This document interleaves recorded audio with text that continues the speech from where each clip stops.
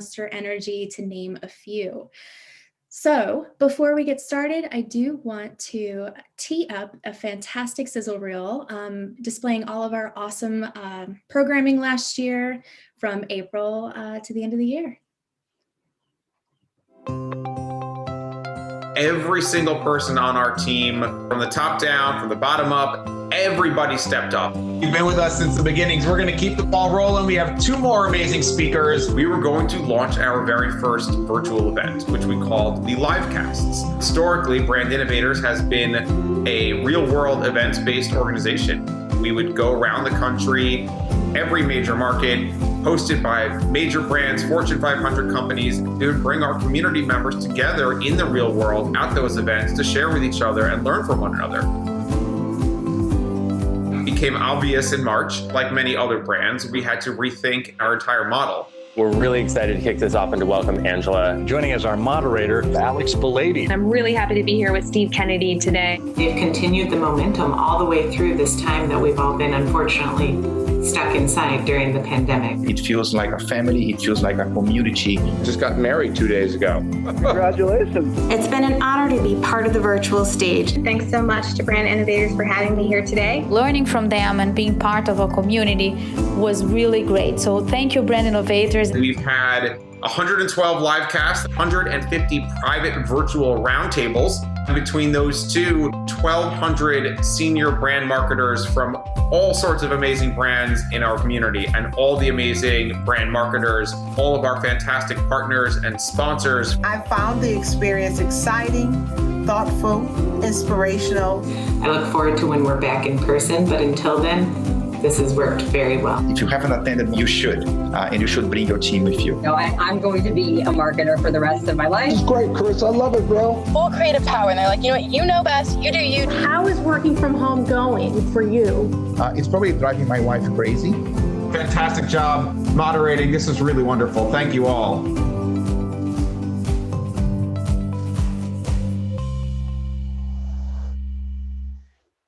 That always makes me smile every time I watch it. It does not get old. All right, so let's get started with programming. I know our first panel is ready to go. So before they jump on, I am excited to introduce you to today's guest MC. Her name is Courtney Kelly. Courtney is the Vice President of Brand Partnerships at Group 9 Media, one of our fantastic partners. So welcome to the stage, Courtney. Hi there. That was a great sizzle.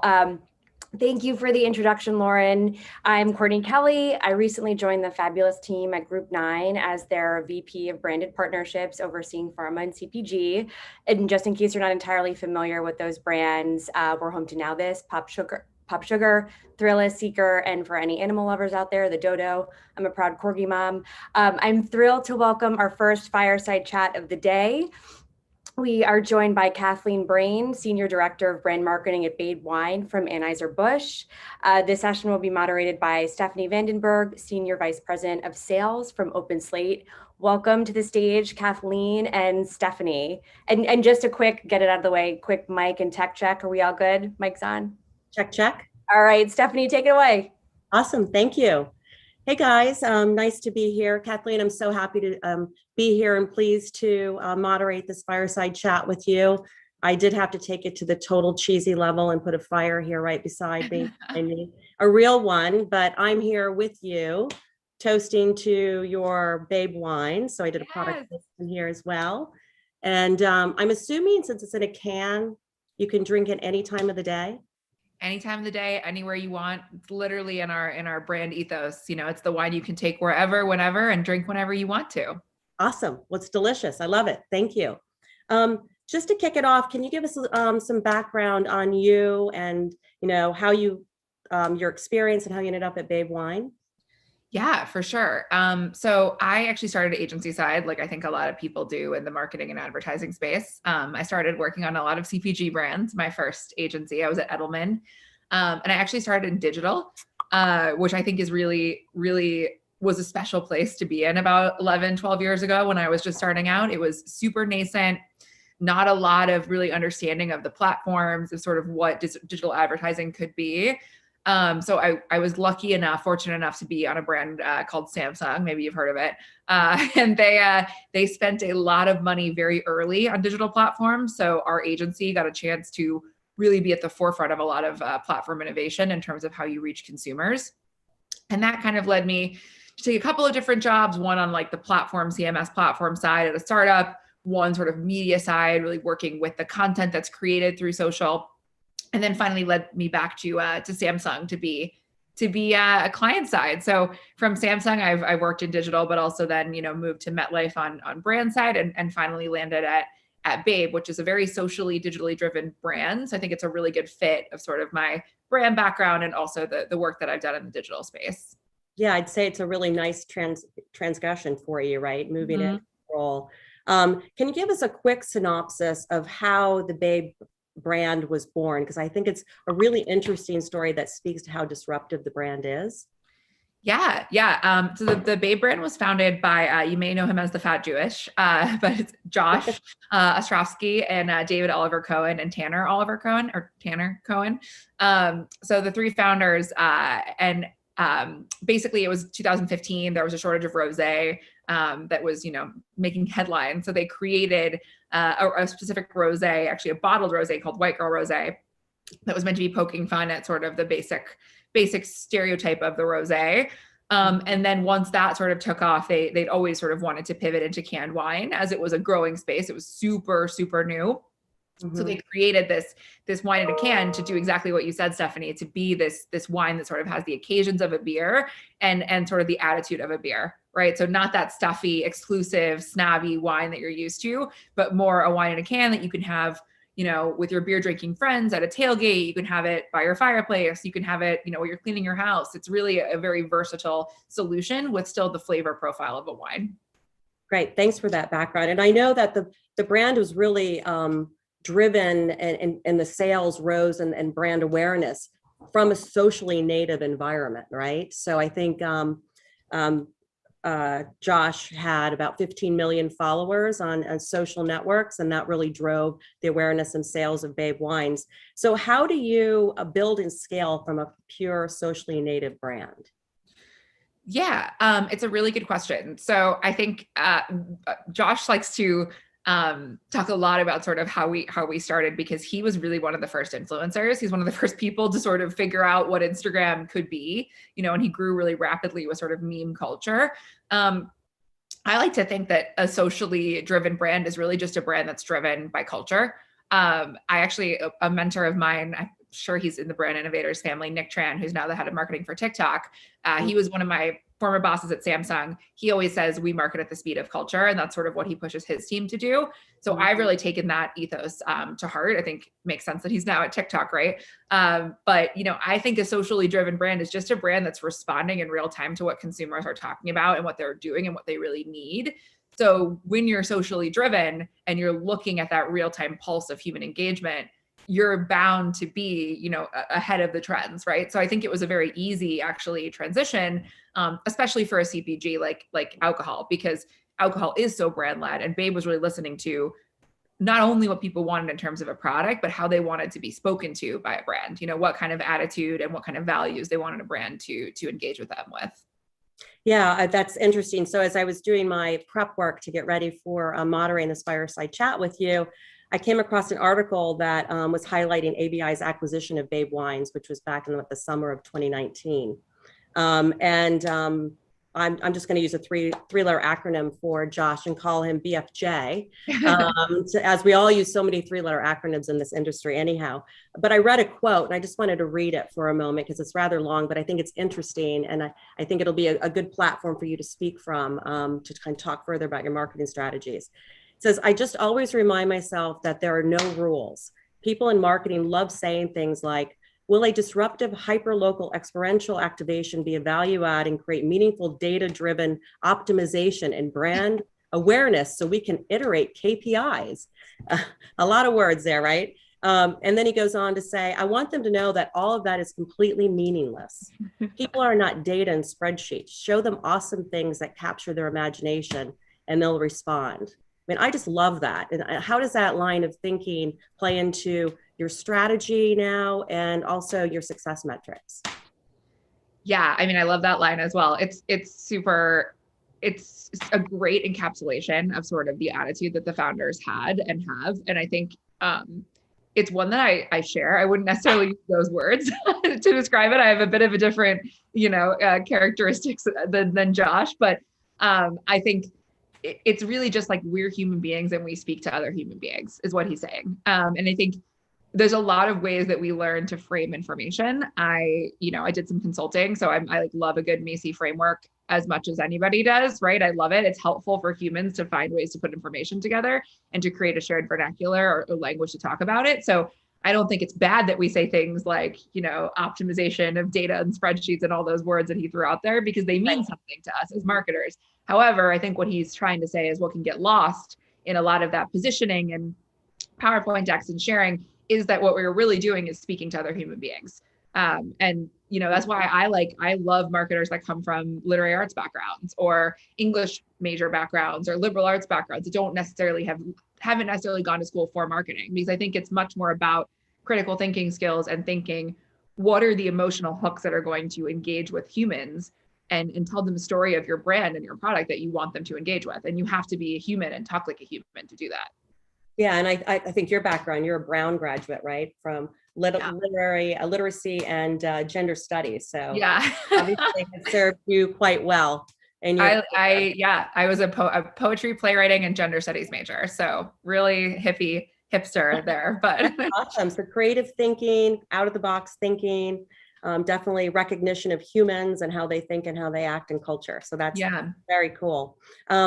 You also talked, when we were doing a little bit of a prep session, you talked about the unique nature of wine in the US and some of the limitations or advantages that has for you and your marketing strategy. Can you speak to that? Yeah, no, I think it's fascinating, especially in the alcohol space. Not a ton of people know, and I came from phones, right? So cell phones, there's really not a ton of limitation in terms of selling the hardware. There's a lot of software limitations, but that's another story. But with the CPG, like alcohol, you have a ton of regulation around the product. So not only in terms of communication of the product, but in actually how you sell it. So in the US, there's a 3-tier system for beer distribution. And so a lot of the marketing you do is really at trade. You're marketing in store, you're marketing at point of purchase, and then you're doing kind of top of funnel awareness marketing to get the name of your brand out there and to sort of raise awareness and education. Wine is interesting in that it's one of the only categories within the AB portfolio. I can't speak to the larger alcohol space, but within the AB portfolio, it's one of the only products, Babe, that we can actually sell direct to consumer online, because legally in the US, you can sell wine products direct to consumer. So even if you're buying like a beer or a flavored malt beverage, a seltzer on Drizzly, you're not actually buying that directly from Anheuser-Busch. You're buying it from a packaged liquor store or a retailer. So it's not being sold directly by AB to you. Whereas at Babe, we love our e-retail partners. We love our e-com, we love Drizzly, but we can also sell you Babe right on the Babe website. So you can go to drinkbabe.net and buy Babe. What's interesting about that is, for alcohol in general, it's always been in the US a much more in-person buying behavior. There's sort of a grab and go behavior at like a convenience store. There's also the behavior where you're kind of buying alcohol to stock up for a party or to stock up for an event. And that's usually done in store, traditionally speaking. Obviously this year, completely turned that on its head.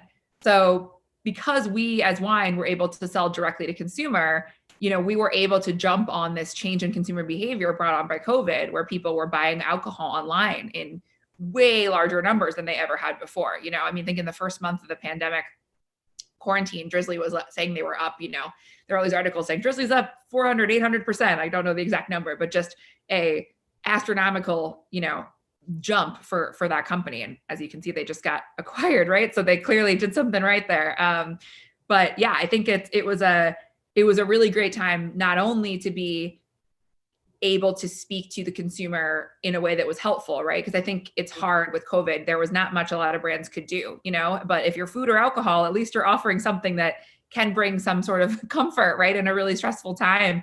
And then also to be a brand and to come from a digital background, to be a brand that could sell online. And that I knew, sort of the levers that we could pull to really help people get the product in an easy way.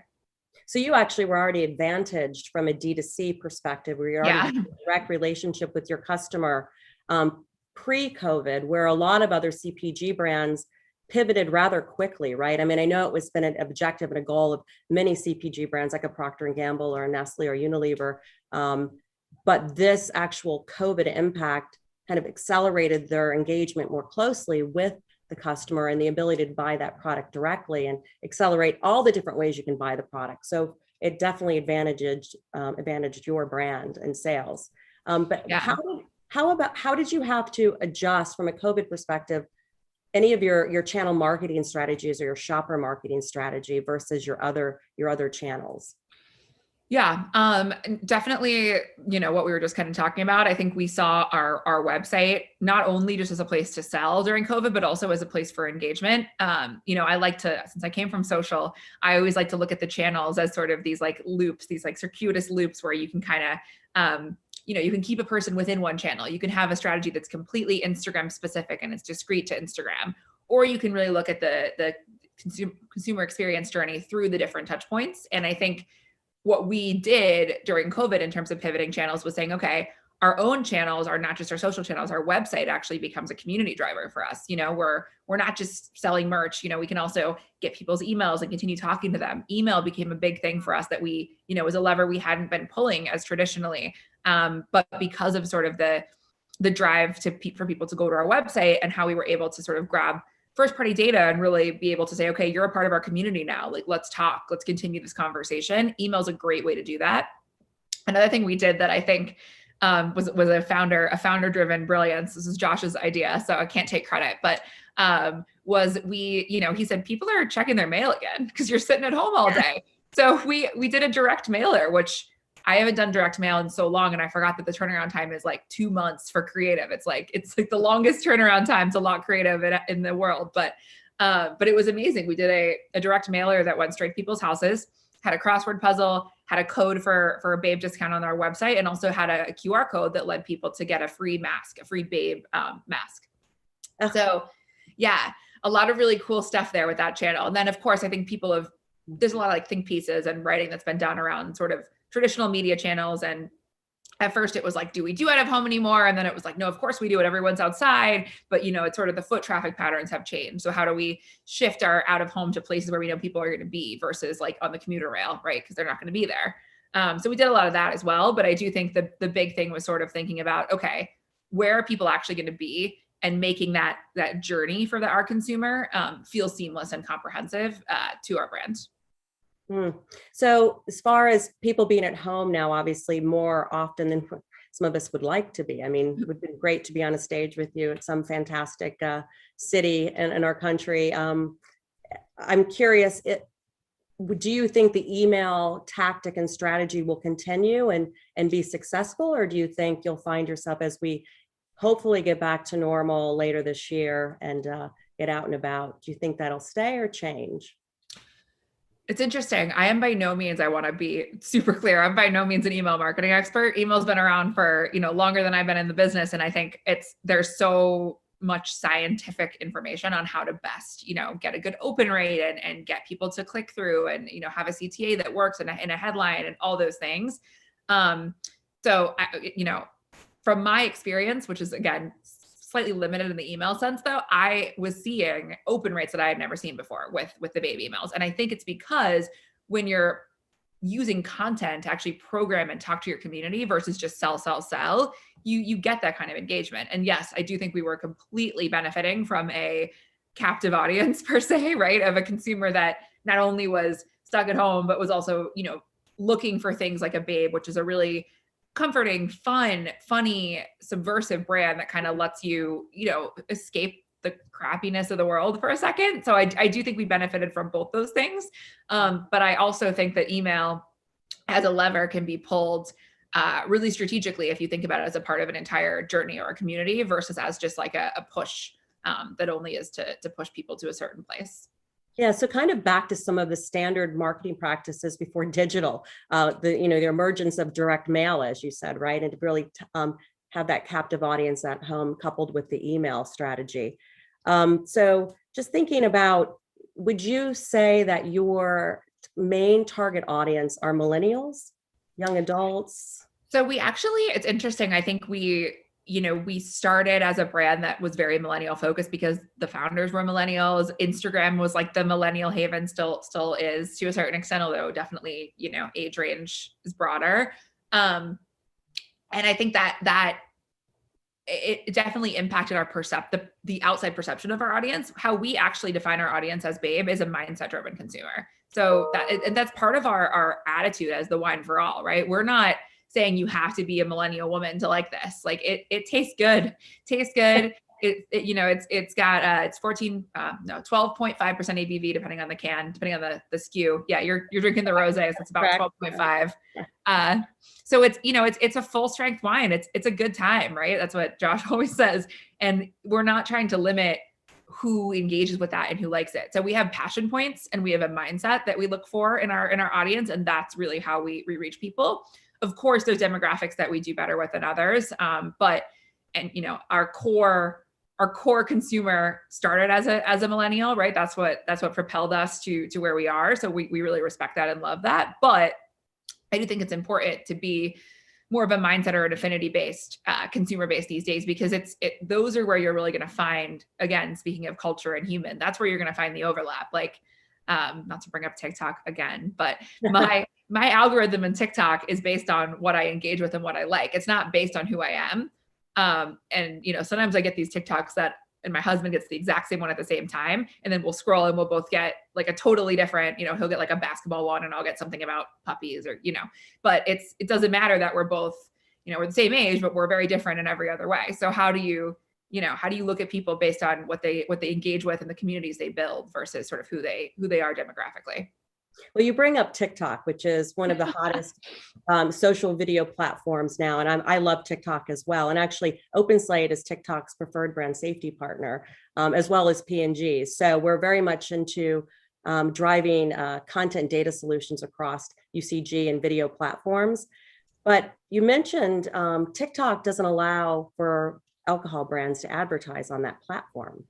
So how do you address that challenge? Yeah, it's kind of the opposite. It's that we as an alcohol brand don't advertise on platforms that don't have age gating.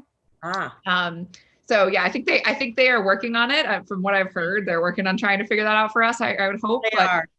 Yeah, we would love to advertise on TikTok. Don't get me wrong. So it's definitely we have to make sure that we're speaking to people that are of legal drinking age, of course. And I think that's everyone knows TikTok started as like a real Gen Z driver. It's definitely, their audience has broadened a ton, especially because of COVID and being stuck at home and having this great engaging thing on your phone. But yeah, the goal would be to go onto that platform and to advertise there once they're able to age gate, so we can confirm that we're talking to legal drinking age consumers. Yeah, that'll be awesome for the brand and for the platform. And so what channels, both paid or earned, are you focusing kind of most of your strategies on? Are you finding are most successful? Yeah, again, we're limited in terms of what we do with COVID. There's sort of a strategy that we'd have outside of that. I think what's interesting about our COVID related strategy and things that we would normally be doing is Babe was really known for doing great experiential stuff sort of before this all happened. So I don't think that will go away. I'm really hopeful that we can get back to doing those kind of events and those real engagements with consumers. But Instagram has always been our sweet spot. We started on Instagram, so that's sort of where a lot of our conversation happens. We use Twitter, Facebook. We do have a group of consumers that again aren't millennials that like us, that are more on Facebook. So we do have that consumer base as well. And then of course, more traditional advertising channels that we use. We like digital direct, right? We like to reach people where they are. So I'd say we are more focused digitally. Obviously with COVID, that is probably skewed more than it would be. But I do hope that in the next year or so, we're all just kind of fingers crossing, right, that we can get back to more of the experiential stuff too, because it's important. We have our DTC channel, but it's important to get cans in people's hands and to let them try the drink so that they can, fall in love with it like we did. Yeah. What about linear TV or transition to connected TV? Anything on those platforms? Yeah, I think for Babe right now, we're pretty scrappy. So we have a smaller budget than I think some other AV brands might have in those regards. So, we have to be a little discerning about what we're able to do or not to just based on efficiencies, frankly. I personally am very fascinated by those channels and would like to try that. It's not going to be a priority for the moment, but I think it's something we will definitely explore. Great. So as far as COVID is concerned, and what the new tactics you've leveraged and may not have leveraged if COVID hadn't happened, what do you think you're going to continue to do? I think that the big thing that we really learned with COVID, and we did a bunch of sort of more earned style activations as well, more awareness drivers. I talked a lot about our digital channel strategy and how we were sort of, selling online and everything, but we also did a lot of sort of drivers of earned attention to Babe. We had a manicure truck, a socially distanced manicure truck that we launched last year. Awesome. That was the we were like, we really want to do experiential and like, how do we possibly do it? And that was, the brainchild of Josh, the Fat Jewish, and that really helped us get awareness for Babe, teach people what Babe is, get cans into hands in a way that also spoke to a fundamental anxiety that people were having at the time. And I think what we really learned, and this is terrible to say, it's not like we learned it because of COVID. I think we knew this, but where Babe really succeeds and where we can be really helpful is our whole brand ethos is this is going to be fun. Like, how do we insert joy into situations that might not normally be fun? And COVID was a situation where it was not fun. And by saying it is not fun, we're still in it. By saying to people, and I use this example, and it's no shade to Burger King because I love them and Burger King's work has been amazing. But a lot of the commercials you would see would be like a fast food, company saying like, we're here for you and I'm here for you during this time. And it was very emotional and emotive. And after a while that you sort of feel like, no, you're not here for me. You're a fast food chain. I know you're not actually here for me. And Babe, I think, really cut through that with a real human response of like, yeah, we're here to sell you wine, but also we know that this is a terrible situation and your cuticles look whack, as Josh would say. So like, have a free manicure, have a wine, like take a load off, do this in a safe way, and sort of have a moment of joy infused back into your life. And I think we really hit our stride sort of by helping people, feel better in that time. So we did a bunch of other things that really spoke to that same insight that were pretty successful for us last year. We released a collection of NFL themed candles that you could light that smelled like the stadium in your home because you couldn't be in the stadium. We did a partnership with Bumble where we actually did a sweepstakes where we paid gave you both a free wine and also a free, subscription to Bumble if you'd broken up with someone during the pandemic, during quarantine, and paid for your movers, right? So you could move out of your quarantine house with somebody who you may have decided this isn't actually going to work anymore after 3 months of being together in a small space.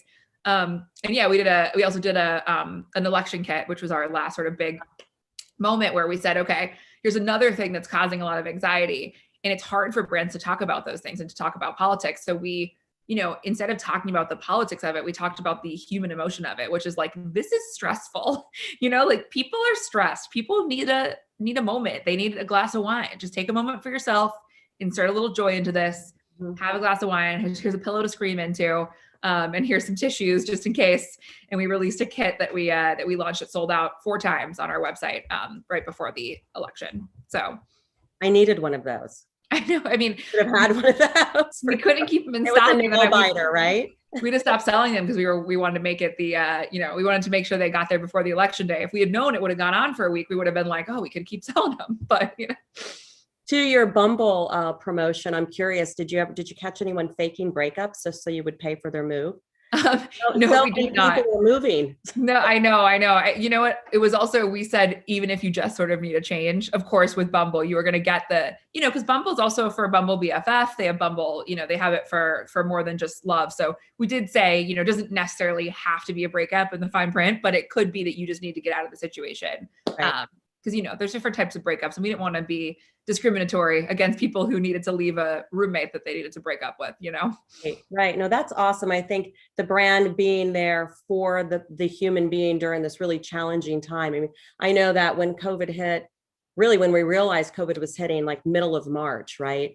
We saw kind of a large drop in our advertisers either stopping all their digital marketing across the social platforms until they could reset. And to your point, change their creative and change their messaging. They couldn't show people without masks in a hotel or getting on a plane, or it was very much of the message of how am I to be there for my customer during this time. And we're all operating in uncertainty, right? So for COVID, it was very short-term planning. I think it still is very short-term planning. Are you still finding yourself to be planning out kind of in a shorter periods than you normally would, even though we hope to be at the tail end of this?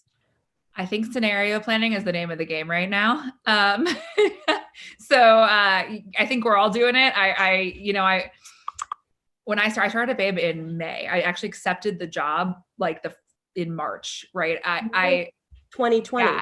My last interview with Babe was in person, and it was the day before. They had just released, if you live in New York, they just released the info about the lawyer in Westchester that had COVID, and that there was like a pot up, there was a spread up there, and we were all like, oh my God, this is actually real. And it was super weird to interview on that day. And I think they left the office like the week after and didn't come back. So for me, 2020 was definitely a lot of short-term planning, especially coming in with essentially a slate that had to be wiped clean because of what had been planned that couldn't happen.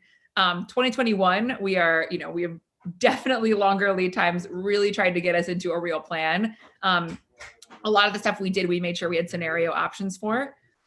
We just launched our new product, Babe 100. It's a 100 calorie, zero sugar version of our Babe Rosé. And it is delicious. Sorry, my dog is going to bark now because someone knocked on my door. I had to have my dogs removed from the home. You're all good. Normally I would, but unfortunately at a 900 square foot apartment, you get what you get. But but anyway, point being, we had a lot of stuff to schedule that we knew we could do without having to pivot because of COVID. So we really thought about, okay, what is our plan A, plan B, and plan C? What is a plan A where we're still fully locked down? Plan B, process of opening. Plan C, in the process of sort of being fully open, which, we hope happens soon, right? Well, I can totally relate. I started Open Slate February 3rd. So I was able to be in the office for basically 6 weeks before we went to work from home. And I really miss my New York apartment and kind of being in the city and having that vibe. It's nice to see though that New York has adjusted to COVID and has the outdoor dining still, and opportunities for Babe to do their experiential pedicure and manicure, social distancing type of things. Yeah, good to know. And it's I think we've all learned so much on how to be very nimble and even thoughtful and consumer forward thinking too, and more sensitive to what our customer is going through and how do we message them, engage, and how does that creative reflect. Trying to think if there's a couple other things I wanted to talk to you about. What about trends in human behavior overall that you've noticed and picked up on that maybe is separate from COVID if COVID didn't happen? Yeah, I think that the online alcohol buying trend was going to happen anyway. If you look at sort of Europe and Asia, you do see that people are pivoting to buying things online more. So I thought that was going to happen anyway, but that's one of them. And then of course, there's the trend of sort of content overload. So we've been, content was king and now content's everywhere and it's shorter and shorter. And what is it? What does it mean? I think there's been some great people who've kind of broken through that. I mean, Calm app is a great example of now there's this push towards more mindfulness, more taking a moment for me. And you actually see it in alcohol as well. In the US, alcohol was a primarily social thing, right? Especially in marketing, that's how you market it. It's based on the occasions. And there's a whole new occasion that's been burgeoning, which is not even relax. Relax kind of indicates that you're like with your partner or you're with your friend and you're watching TV and you're kind of drinking wine. It's literally life is what we call it, which is you're cleaning, you're kind of chilling in your house, you're sitting, you're mindful, you're really just, it's not about necessarily the social occasion. I think that's an indicator of that same trend. I think COVID definitely exacerbated that movement. But those moves towards, we're so overstimulated all the time. Where are these moments that we can find quiet? I think that is going to be more and more relevant as time goes on. I hope so. I hope that stays. I've got my little Ganesh over here on my fireplace. So totally into the mindfulness and trying to find finding joy and pleasure in everything you do, right, throughout the day. And I think there's been a lot of positives from COVID. We're spending more time with our family. I mean, I haven't been on an airplane for work in a year. I used to be on an airplane every single week. So just finding, the positive side of sitting still, and even maybe joys of picking up hobbies you haven't had to pick up or haven't had the time to do before. So I love the fact that you're bringing that kind of that mindfulness, and we're here for you as a consumer into your story. So is there anything you wanted to touch on that we haven't touched on yet you think would be a strong highlight of kind of what's worked and or maybe something that was tried and didn't work? Let's see. I mean, a lot of stuff has been tried that didn't work. I think one thing I'll say that was difficult with Babe and is difficult with Babe is canned wine is a small category, and it has exploded over the past couple of years. You've seen a lot of big contenders enter the race. But it's still a small category. And so you still have to do a lot of product education for people. And I think what's hard when you're a brand that has such a strong brand attitude and brand ethos that's very emotional, you have to remember that people might not know what Babe is, and they might need to might understand what canned wine is. Like, what is the value prop for canned wine? Right. I think that's been a learning curve for me, coming from Samsung and MetLife, both of which are pretty much synonymous with what they are. Although, in HA and Samsung, there's a lot more of a learning curve, but in phones and TVs, everyone says, oh, Samsung, and MetLife, everyone knows insurance. So those places of sort of driving that brand awareness, but also explaining kind of what a new category is where I think we've had moments where I've said, okay, this actually needs to be a little more straight over the plate than just the emotion. We really need to say, like, this is a wine in a can and here's why it's awesome, and educate the consumers on what the difference is. Because I think one of your ads talks about, it has the picture of the guy in the sweater, and he's the wine snob, right? And he's talking about wine in a bottle and this wine, but you actually don't need a wine that has a traditional cork. So you can actually drink really good wine. We have a lot of sort of like, educational content that we've put out over the past year or two around, what is the value of this, and how does this help you sort of live your best life with the Babe way, which is it's single serve, it's portable, it's, it tastes good, it's bubbly, it's refreshing. It's sort of this highly, highly visible can that's beautiful and sort of brings you joy if you like the minimalism of it. So we talk a lot about that. Like, what is it that this product is bringing of a value to you? And that was a learning curve for me personally in terms of a marketing strategy.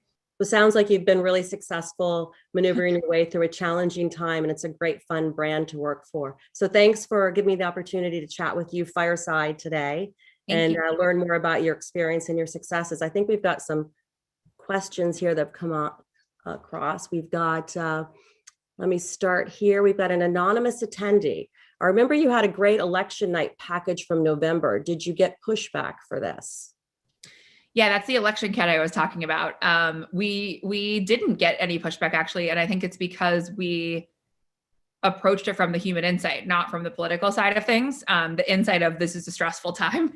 It's a stressful time exacerbated by the politics, but also exacerbated by the situation the country is in with COVID. And, it was just like a lot was going on. So instead of talking about the politics or anything like that, it was really just like, you deserve a glass of wine right now. And that's not political. I mean, acting with the human nature and reality of what was going on, right? Without any preference to any political side. Yeah. So we really didn't, we got like 99% positive to neutral sentiment, really no pushback on the consumer side.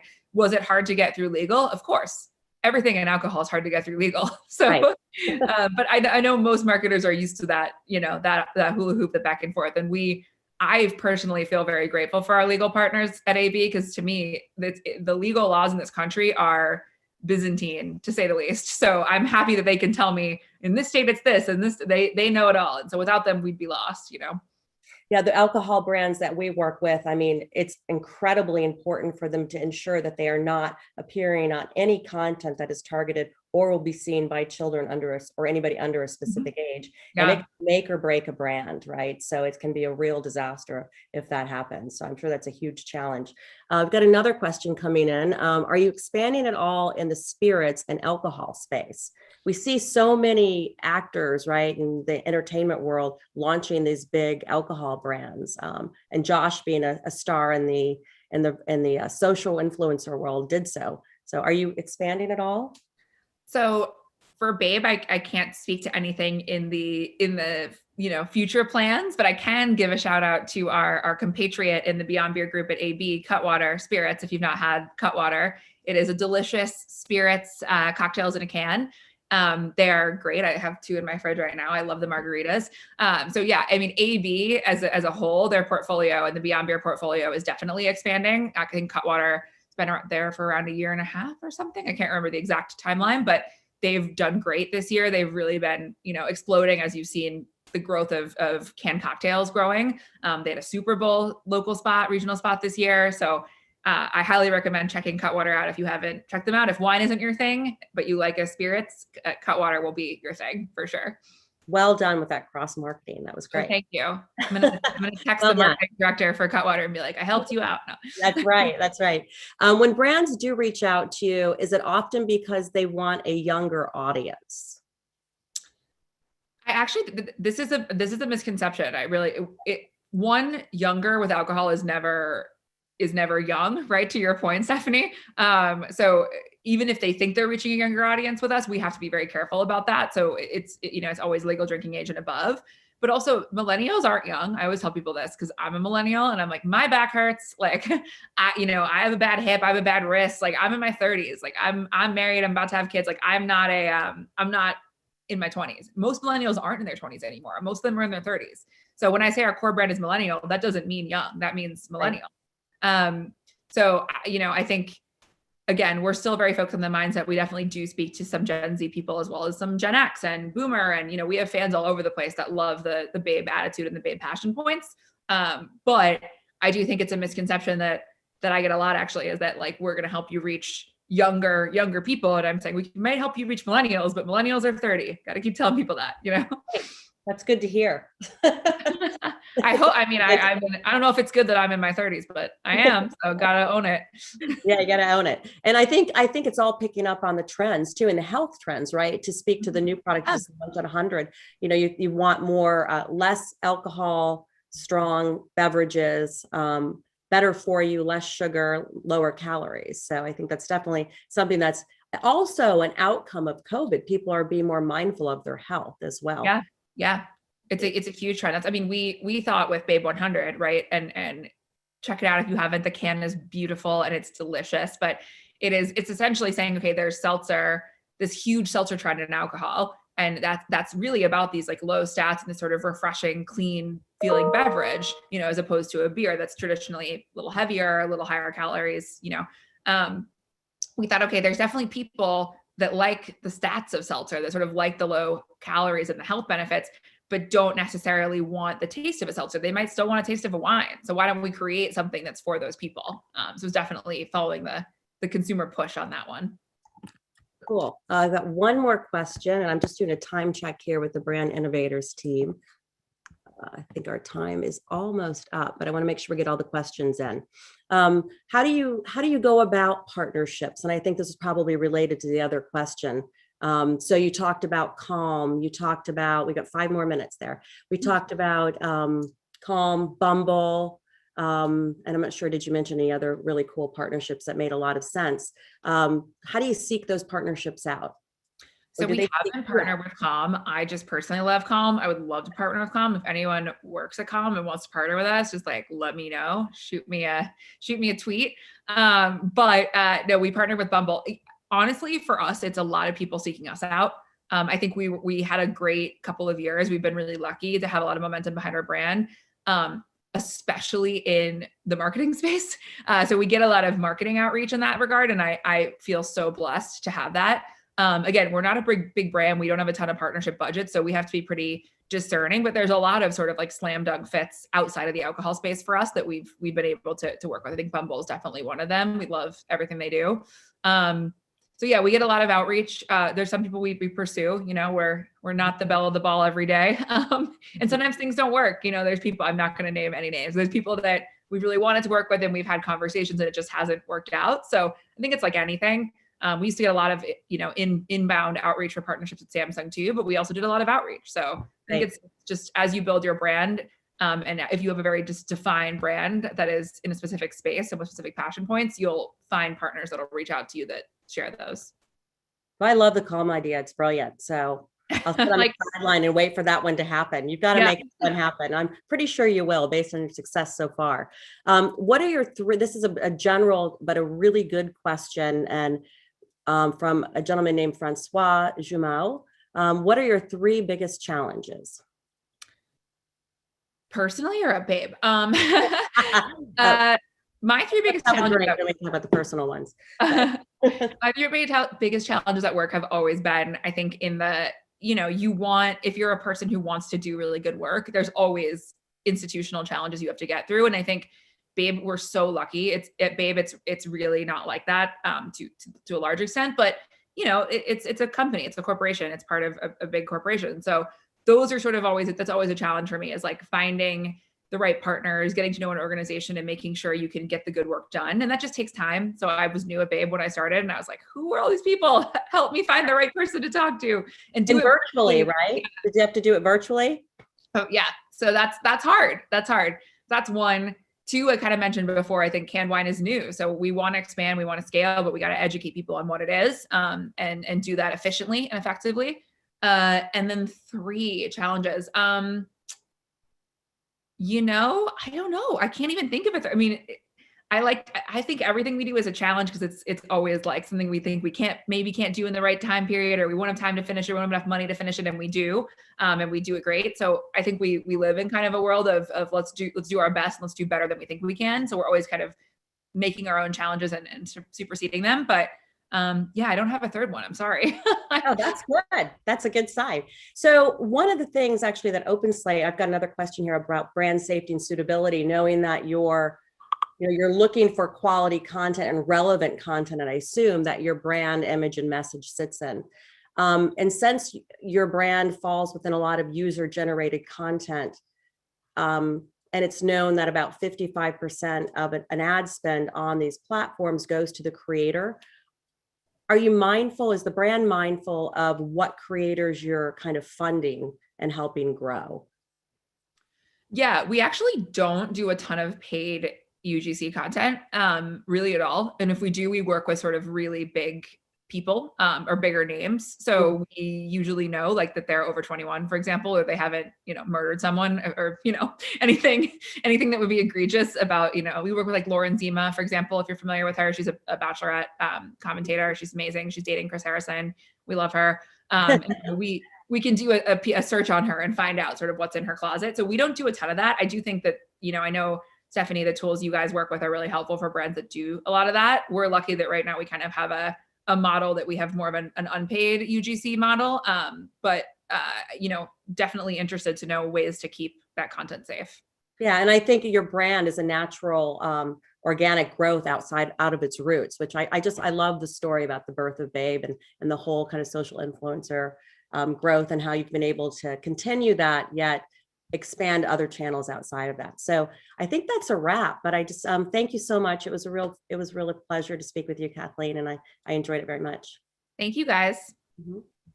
That was such a great session. Thank you so much, Kathleen and Stephanie. I'm so glad you both could join us. I really love personally hearing about the Babe timeline and how it's a culture-driven brand and a mindset brand. I learned so much. I feel like it's 5 o'clock somewhere, and I'm going to be drinking Babe later today. You better believe it. Thank you both so much. I'm super excited for our next panel and happy to introduce Pam Geis, the brand director for This Is Elle from Procter & Gamble, and fellow panelist Rob Smith, the co-founder and CEO of the Fluid Project. I'm also thrilled to welcome their moderator, Kate Miller-Spencer, the head of industry for CPG Retail and QSR for Vox Media. So welcome to the stage, Pam, Rob, and Kate. Again, in quick mic check. Are we all good? We're on? Perfect. Unmuted. Awesome, Rob. Just make sure you're on. There we go. There you go. All right, take it away. See you soon. You're muted. No, I can't hear Kate.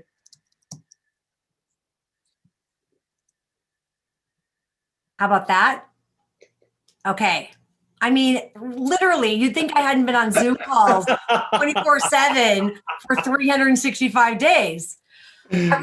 I was just saying, I feel like the timing of this discussion is fortuitous because this weekend is Valentine's Day and it's a lot about love. And there was a campaign that launched this morning from the King Center that I saw in the journal this morning that just made my heart sort of skip, which is all about, and I know a lot of this is L, your hashtag is love begins with L. And so it says, this is Valentine's Day. Let's change the conversation around love, turning it from passive kindness to urgent advocacy. So this conversation, I think, is so much about urgent advocacy and just changing conversation around a very important topic. And Pam, I'm going to start with you because I know this started as a personal passion project and quickly was embraced by P&G leadership and became a priority. Talk us a little bit through where this idea came from. Sure. As you mentioned, it really is a passionate project for me, but I think as everyone on this call probably understands, you can't just do something in business because it matters to you, because that means that no one will carry it forward. You have to make a business case for it. As uncomfortable as sometimes that makes us feel by turning passion into a business cause, I really am a believer that business can be a force for good, and you can do good. If you do good, you can do well, and if you do well, you can continue to do good. And so, where this idea came for me is, again, I am a true advocacy for access, inclusion, diversity, and we're a brand that stands for all those values.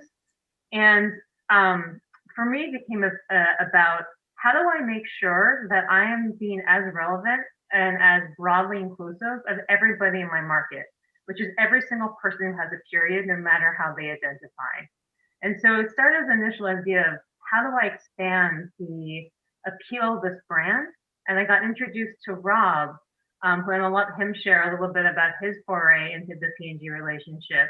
But he really became my partner in figuring out how do I become more relevant to this broader community.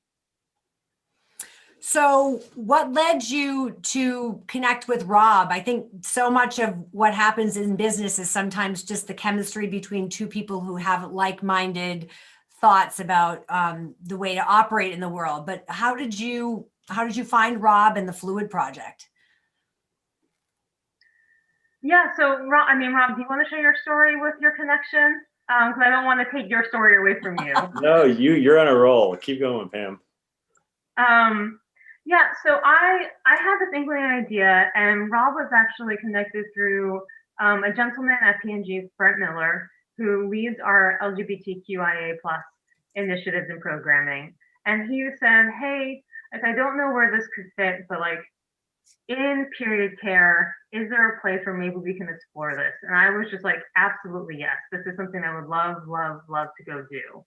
But to me, if I was to step into this space, I didn't want it to come across that I was just rainbow washing the brand, right? I have my past experience with other organizations, I've felt sometimes cause marketing became pandering or insincere. And so for me to make this a core part of my brand mission, which is to spotlight and celebrate the full diversity of people's periods, I wanted to make sure that if we entered into the space, it was mindful, it was sustained and real. And what I mean by that is mindful is, am I coming from a place of humility and openness, willingness to learn and listen to the people that I'm trying to reach? Sustained, it's not just a one and done activity. It's something that's not just because it's Pride and not just because it's Trans Awareness Week, but it's something we do, month over month, year over year. And real, am I willing to make changes to how I go to market, how I think about my brand, how I develop product, because I care about this consumer. And for all those reasons, Rob was the perfect partner, because his Fluid Project, right, is not just about being mindful, right? We signed up for training with this organization just to expose the leaders within my brand about what this conversation even means. A lot of people didn't know that people don't identify with their sex that was assigned to them at birth. He also made sure that anytime we addressed the community, it was thoughtful. And we first listened to them before we stepped forward, and that there was that feedback loop where if we stumbled and made a mistake as a brand, he made sure to say, hey, you know what? You can do better. And sometimes those are tough conversations, but it was the willingness to be like, yeah, you know what? You're right. If this matters to me, I can do better.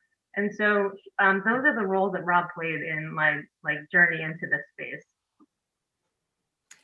So Rob, I would just turn it over to you because I do think it's a big opportunity to sort of expand what you're doing with your organization with a company like P&G. Talk a little bit about how you came to the table here. Sure.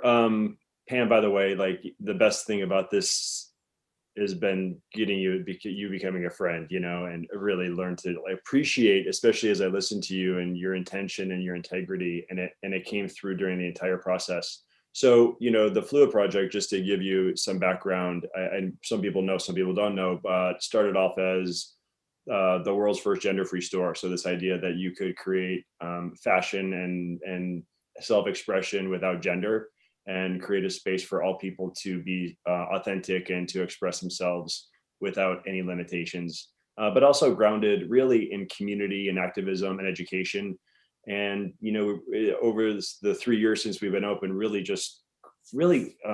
I've been blessed to be surrounded by beautiful people who just, live life openly and through racial representation, gender representation, body representation, ability representation. Like, we are a place for everyone, and really have found a unique home for a lot of people who couldn't fit anywhere else. And so this whole idea of the folks that I met, the things that I learned, it was really exciting coming from corporate America myself to be able to share this with other interested folks in corporate America. And so Pam and I met through Brent Miller, who runs the LGBTQ kind of network within Procter & Gamble. And, as soon as Pam talked about this project, put us together, and Pam, came with open-minded, with an open heart as well, and shared her idea around this campaign, or around what Elle could do. And like we said, Pam mentioned, I'll just repeat it because I think it's really important. The first thing we did was we educated through our platform, Get Fluid, which is gender expansive training.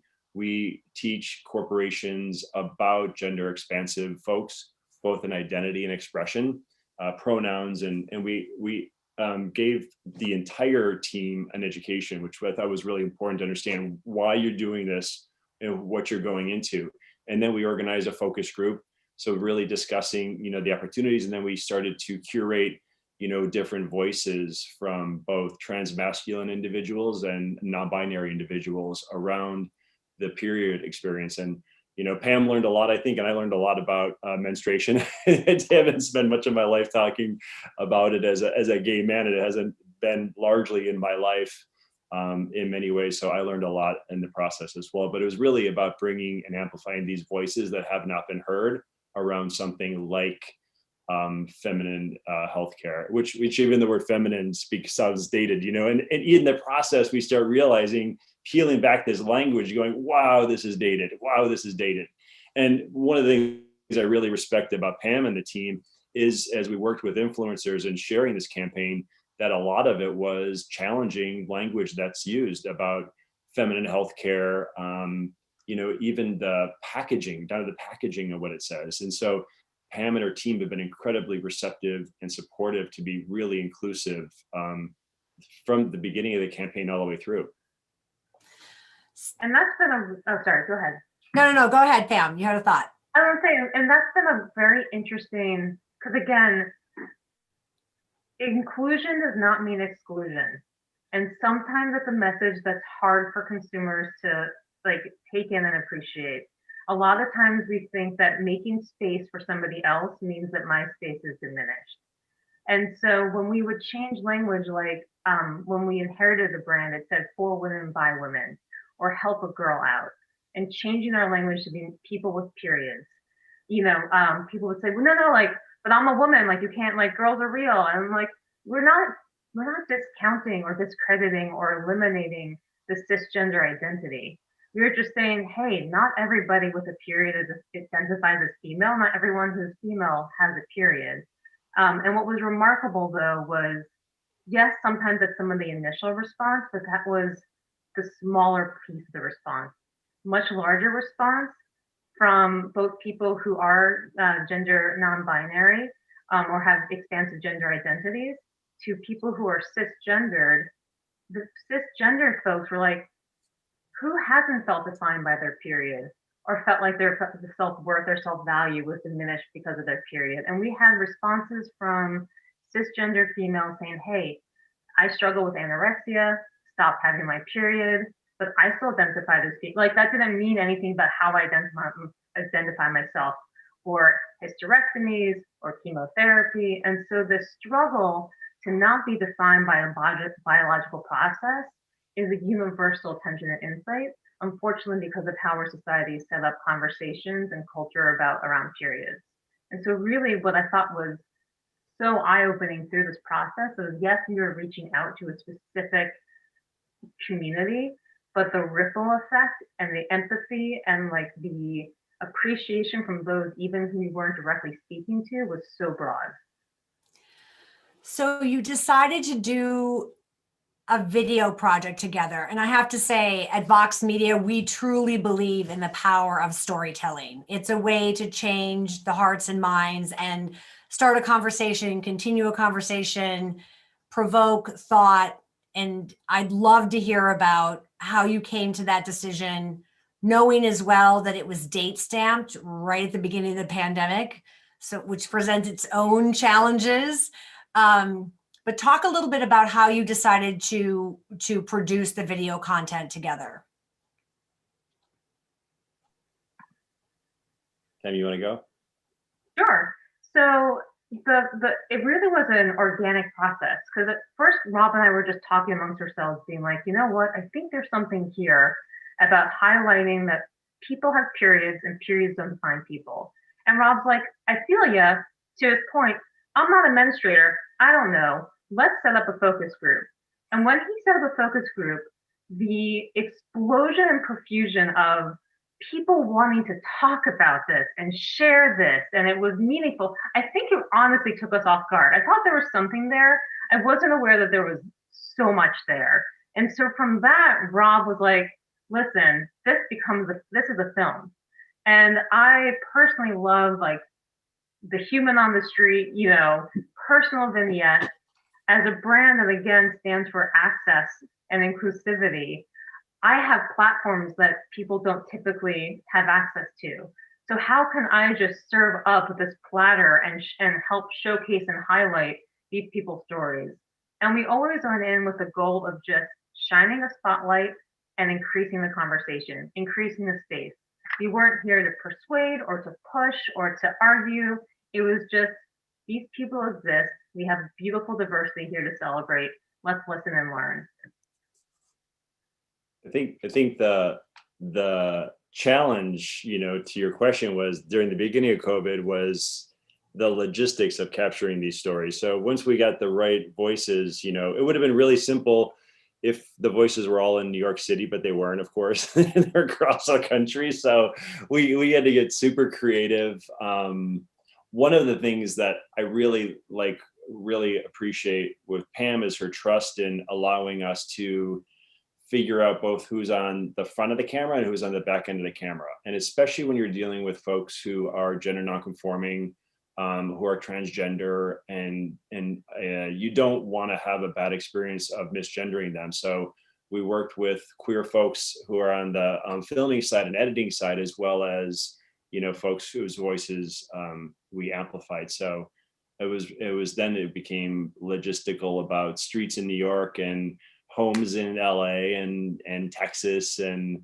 sending putting it all together. Yeah. And honestly, you know, you think P&G and you think money signs, but I'm a small brand. This was a passion project. I didn't request incremental funds. It was quite literally Rob and I, nights and weekends, going, you know, frame by frame, cutting and splicing the video. Because again, our goal was just to get it out and share these amazing stories we were hearing from the focus group versus trying to get something super glossy, super slick. We'll go for the Clio Award later, right? But the first step. I think that's a good goal. Yeah. Exactly. Next up, the Clio Award. At some point, Rob and I will finally meet in person in Cannes. We've had a 100% virtual relationship to date. But then you can't be the film editor and the storyboarders again. And I mean, I think that that's the thing about something where you're really pushing the envelope internally at Procter & Gamble, which I'm sure has a lot of process as it relates to a project like this, and to be allowed to be as creative as you were. And be the behind tech people too, right, Rob? Well, listen, I would just say this: if we did get nominated for awards, we'd walk away with a bunch of them because it would be sound editing, it would be script, we would get nominated for every category. Pamela and I literally went through sound by sound of the music as it carried through the narrative of the film. It was we spent Saturday nights and bottles of wine and doing this, but it did come across as kind of scrappy as it was.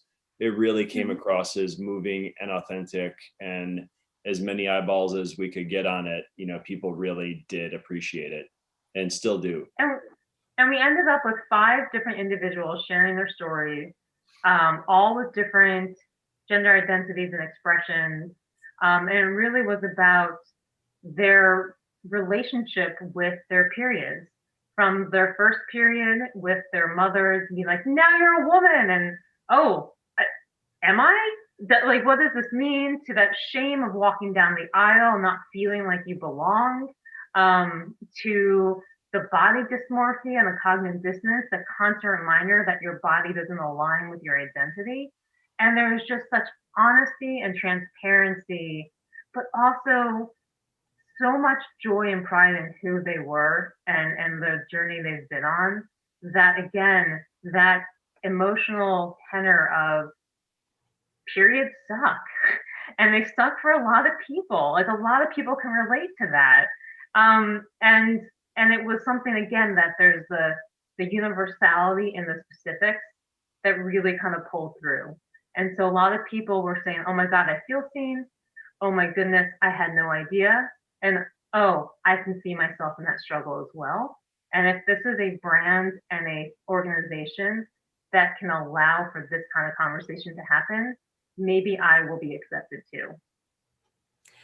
You talked a little bit about the impact, both internally at P&G with the education and internal embracing of this as a platform for P&G, but the external piece and the barrier to the conversation as you related to inclusivity is not about exclusivity. We're not excluding anybody. So I'd love to hear more about the response once the content was complete and you release these 5 individual vignettes, but also an entire 10-minute film, which is really beautifully done. So kudos on your editing skills, because it's beautifully done. I'd love to hear more just about the social media response. What happened and what was the timing of the release? Yeah, so the timing of the release was meant to be June 1st. And I think, coinciding with Pride, as everything in 2020 was, a little off. We had this work so hard to get ready by June 1st. In full transparency, the Black Lives Matter movement was still going strong and was going deep into June, and we felt like it was a disservice to the movement to launch this, to the racial movement to launch this during that. So we waited until the end of June to release it, just out of respect and appreciation for what was happening in around the country. So that we launched the campaign then, and I think it was well received. And Pam can probably talk about more of that. And then we decided to ramp it up with more momentum going in the fall and into holiday. We had about a 5-to-1 positive to negative comment ratio. And again, we went into it with your typical P&G, when the back guano hits the fan, what are we going to do? Like, how are we going to respond? But honestly, because again, small brands, just, you have to come in this like with your little bit of a flak jacket, but not being so hypersensitive to negative comments. Negative comments are going to happen. But overwhelmingly, again, 5-to-1, and we beat our benchmark expectations on engagement. We had 3.5 times the share of our benchmark posts, 3.5 times the saves, was that not only did we get that positive response from the people who've never been included before, it says, some of the comments that I remember looking at right now, I'm so glad this popped up on my page right when I need it. I'm feeling super dysphoric on my period right now, and it's boosting my confidence. Thank you for sharing. People who've never been aware of this before, this is so beautiful. I hope people will let go of the social constructs of femininity and masculinity because it's truly causing harm to people. And then there were the others who were like, oh, I see myself, after years of severe pains of endometriosis, I stopped getting my period, but doesn't make me any less of a woman. And really what drove the positive comments were the influencers and the heroes of the film that we used. Because they weren't influencers. I hate that term. They were advocates. It was something they were personally passionate about, their story, their connections, or just their pure stories and connections. And their willingness to dive into the comment threads, to clarify, to support, to respond was astronomical and really helpful for keeping the conversation positive and forward looking. And I would say that their advocacy not only was rooted in their personal passion for this conversation, but also, frankly, again, some of those tough conversations that Rob helped us have about where the brand was failing and not living up to our aspirations, and what the brand could do to do better to be more gender inclusive in our language, in our approach, in our thinking. And so it was that two-way street of not just like giving somebody a stipend to push out a message and then hoping for the best. It was building that relationship and trust first and listening that enabled that positivity, and I think that high engagement rate. I think you touched on the level of authenticity of the stories that are being told. And I know, Rob, you did a lot to bring I guess we're not going to use the word influencers. I think we all hate that word now, right? So we'll just call them the talent. Let's say advocates. Advocates. And I like advocates, that. ambassadors. Yeah, exactly. Yeah. If you have a real story to tell, you're an advocate, which is definitely the case here.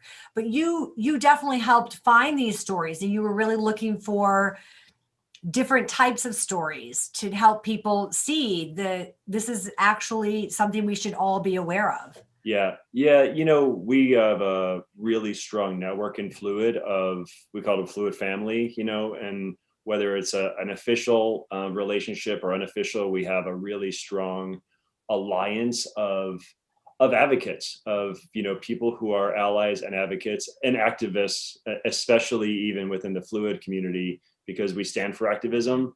And I've really learned to appreciate their each of them and their intention as they especially enter a space, and they enter this space. And each of the people that we've curated really had a really vested interest in this conversation. We're really happy to have the conversation, and they they didn't hold back when it came time to like holding the brand accountable. Like, say, if you're going to have this conversation, these are the things that I want you to do. Like I mentioned, like changing the language on the website, changing the language on the packaging to be more inclusive. I have so much respect for these people, and they are influencers, but they would say that the influence is for good, for change, for impact. And I have learned to change my idea of what it is to be an influencer because of how Rain Dove is a good example. Elliot Saylor is a good example. People we should all follow because they are helping all of us navigate through change and challenging the idea of constructs and the way things are and have been, as opposed to how they can and will be. And so I'm deeply grateful because I'm surrounded by these folks through the work with the Fluid Project and Get Fluid, and so happy to open up the network to Ham and the team at L, because they were really well received and they handled every situation with grace, with integrity. And it was really, and it's something to, to share this community with a corporation. You think about P&G and you think that this is a big behemoth monster, but really it was really handled with care. And I'm super proud of the way the team handled the influencers. How much do you feel that 2020, just as a a year of dramatic change in the way that we think and talk about many topics.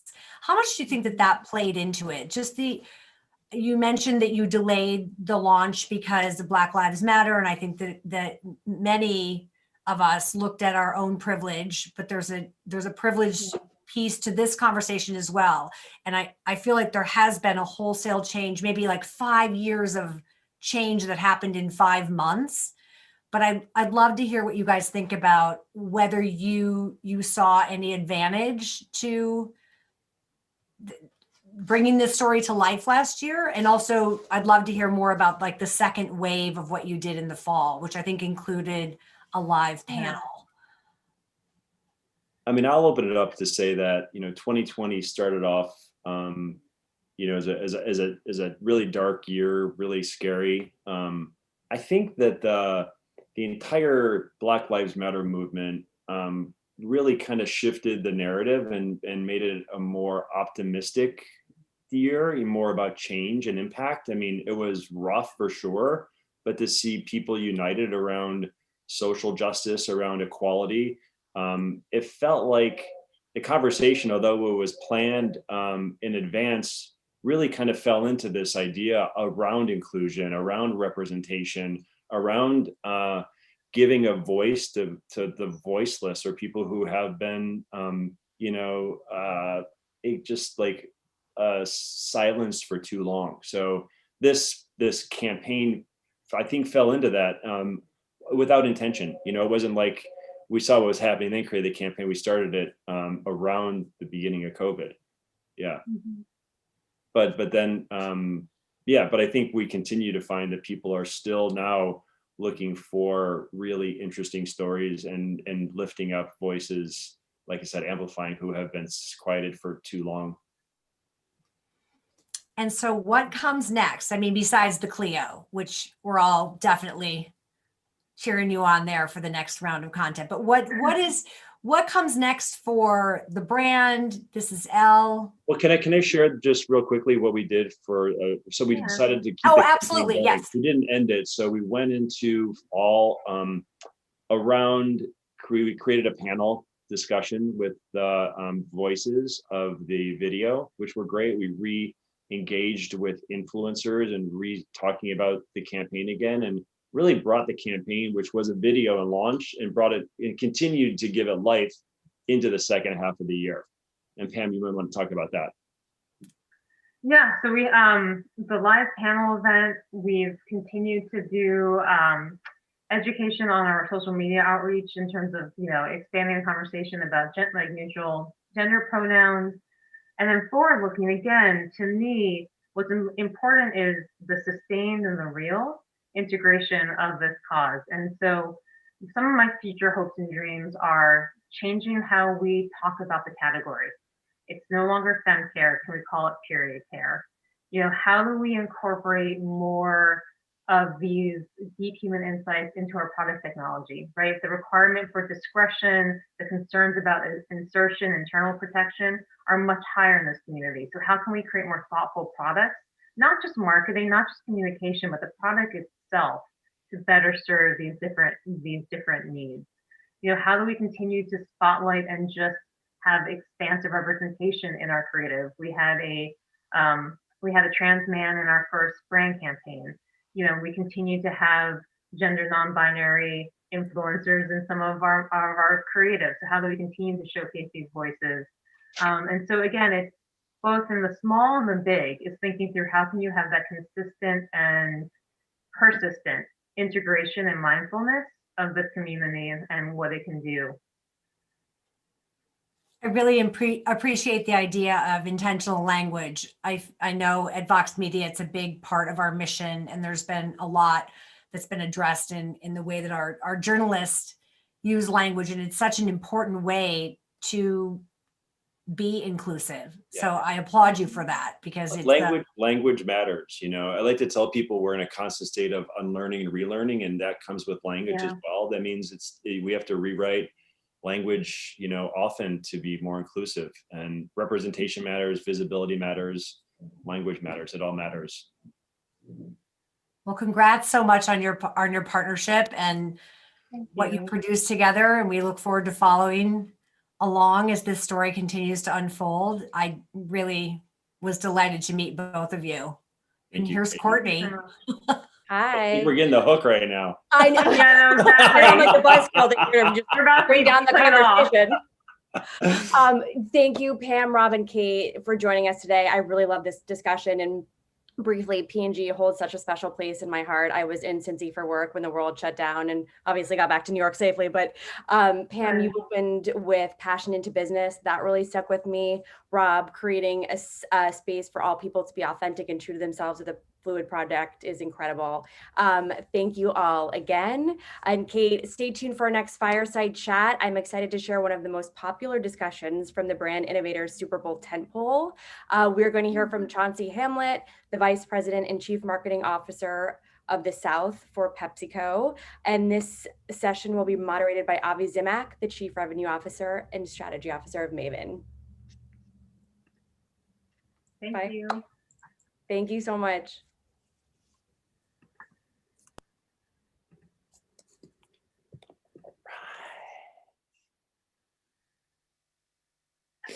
Right in, just a quick overview of who I am and why I'm here. I'm thrilled to be partnering with Brand Innovators again. I'm the Chief Revenue Officer of Maven, which is a tech platform for independent publishers.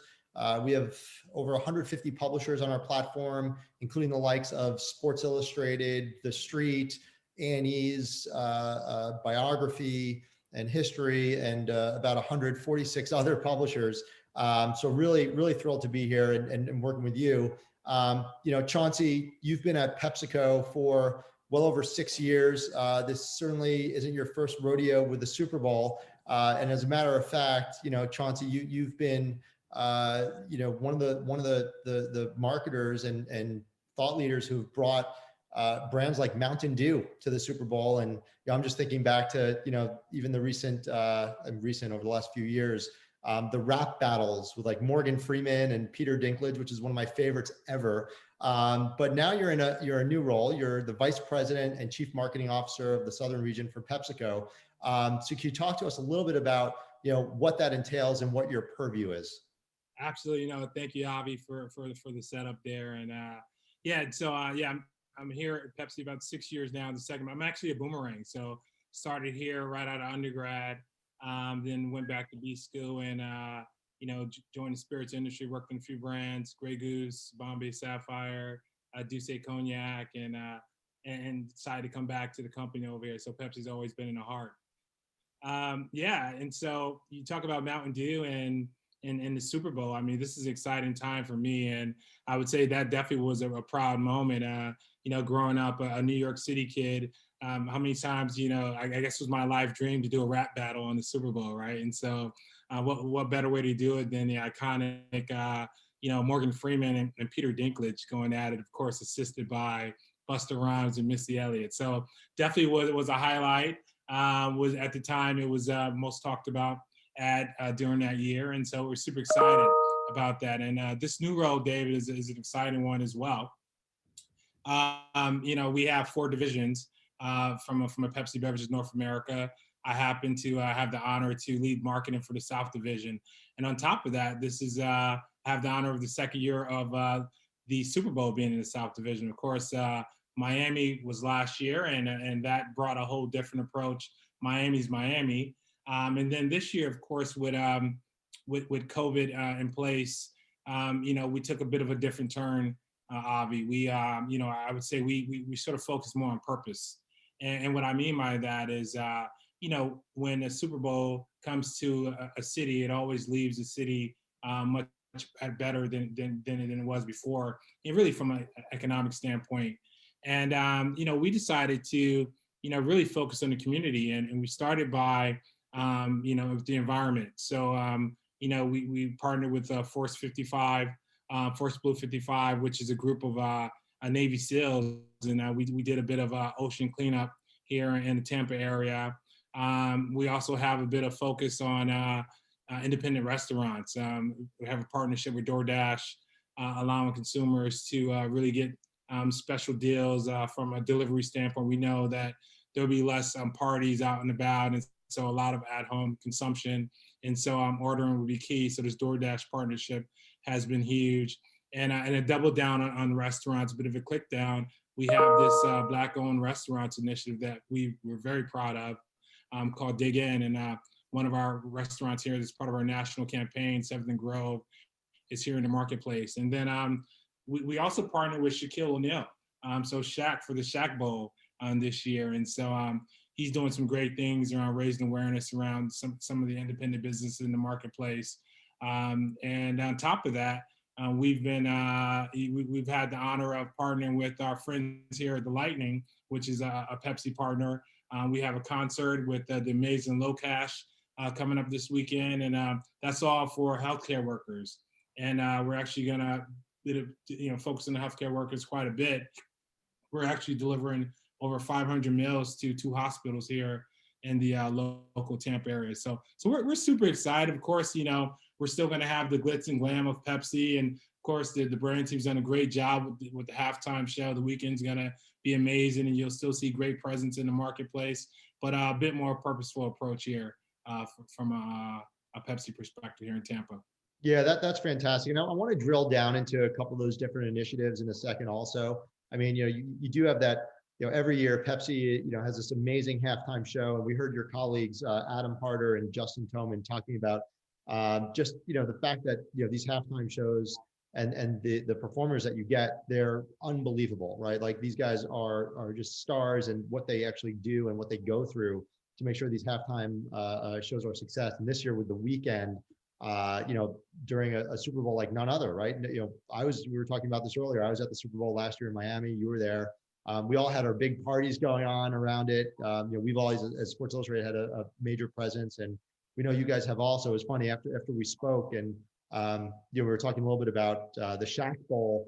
I did some digging with our team, and sure enough, we're actually streaming that live on Facebook. Yeah, so we'll be at the Shaq Bowl with you, watching Shaq and streaming it live as well.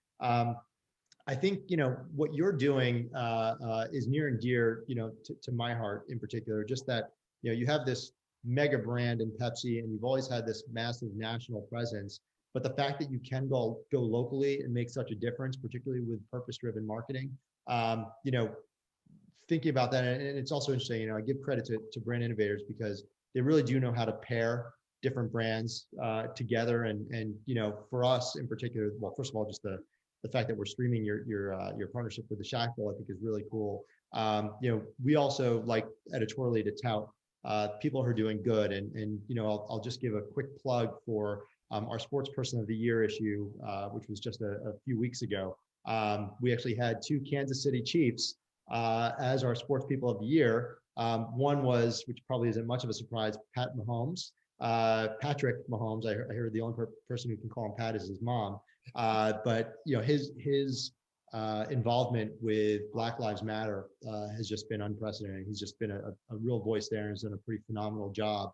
But the other one, which I think is equally, if not more impressive, if you haven't heard about the story around Laurent, and I'm going to butcher his name, I'm sure, but Laurent Duvernay-Tardif, who's the offensive lineman for the Chiefs, who was in the Super Bowl with them last year and won the Super Bowl. He actually is a doctor from Canada, and he left the NFL to go help his local community right outside Montreal, Canada, to help battle COVID on the front lines as a doctor in an old age home, actually, in a retirement home. And you want to talk about giving back to the community. Those are some pretty impressive folks who are doing it that are actually near and dear to the Super Bowl this weekend. So I thought I'd mention that, and it just does really nicely play into everything that Pepsi's doing. Yeah, I love that story, Avi. First and foremost, Adam, Justin, and Todd Kaplan, they're the real superstars. The work they have to put in to pull this off, for the Super Bowl is quite amazing. So I love working with that team there. For us, you talk about community. About I would say, early 2020, we established this platform, and really it was a response to COVID. One of the things we said, hey, as things got pretty tough here, we said, hey, we're going to focus really on the community. we developed this platform called Stronger Together. And so Pepsi Stronger Together has been active throughout the really the South Division. We're now going to take that nationally, but it really gives us this umbrella to really go into the communities, partner with our our partners.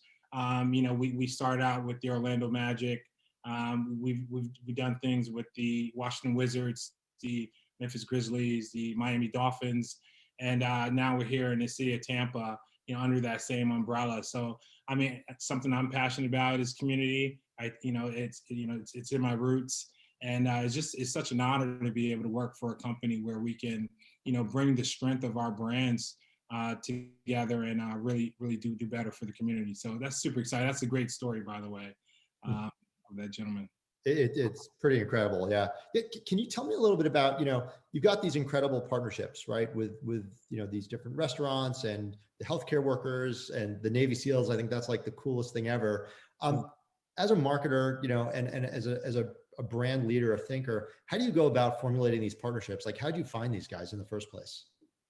Well, I think it's, I think first and foremost, how we try to approach it, I think it has to come from an authentic, standpoint. So I think authenticity is extremely important. The good thing about, we talked about brand strength. The good thing about having a brand like Pepsi or just, portfolio, whether you're talking about Pepsi, Mountain Dew, or, Gatorade, very popular brands and the brands have credibility. So when you have platforms and you reach out to partners to take on an initiative together, I mean, the door is always open. And I think it's a matter of kind of just putting your heads together and figuring it out and having kind of the same mission. I think that's what we try to ensure that, hey, we're all aligned. We're all taking a very similar approach to what we're trying to achieve locally. So, that's really been the start of it. I think it started off as quite organic. Now we're getting calls. I got calls last night on like, hey, this Stronger Together partnership and this platform that you guys developed, how can I get involved? Like, Shaq actually reached out to, we have a great relationship with Shaq. He called, he heard about it. And we've been rolling with Shaq for, a few months now, doing multiple things with him in the community. So yeah, I think, when you peel back the onion, especially you think about sports, I played sports my whole life. There's just so much passion, the passion for people.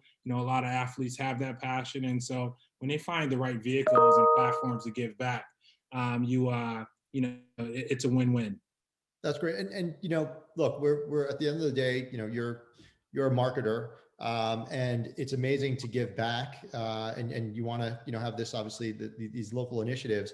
What are you doing, to amplify this and let people know about, these different partnerships? Or by the way, you might tell me, we're not doing anything beyond just, doing good for the community, and we're just going to leave it at that. I've got to imagine there's some form of amplification of these efforts. Absolutely. Well, amplification is always, I would say, at the center of it, because it doesn't help anyone if people don't know about it. So we're definitely amplifying via I would say your traditional approaches from a marketing perspective.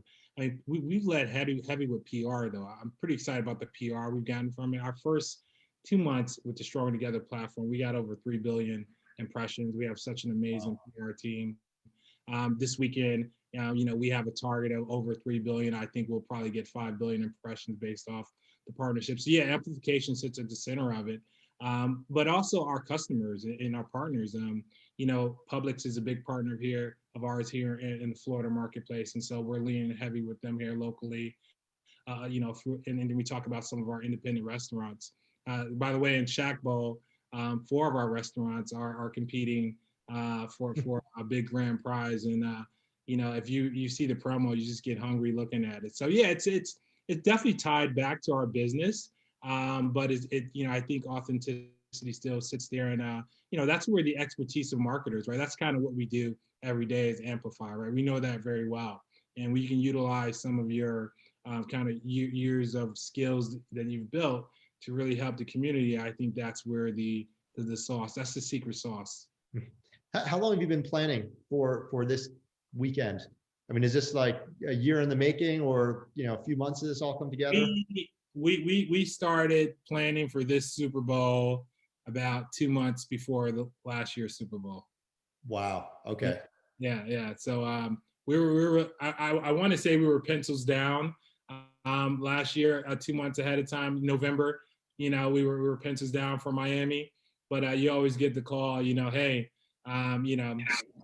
Snoop Dogg needs to change his flight, or something's up with this venue.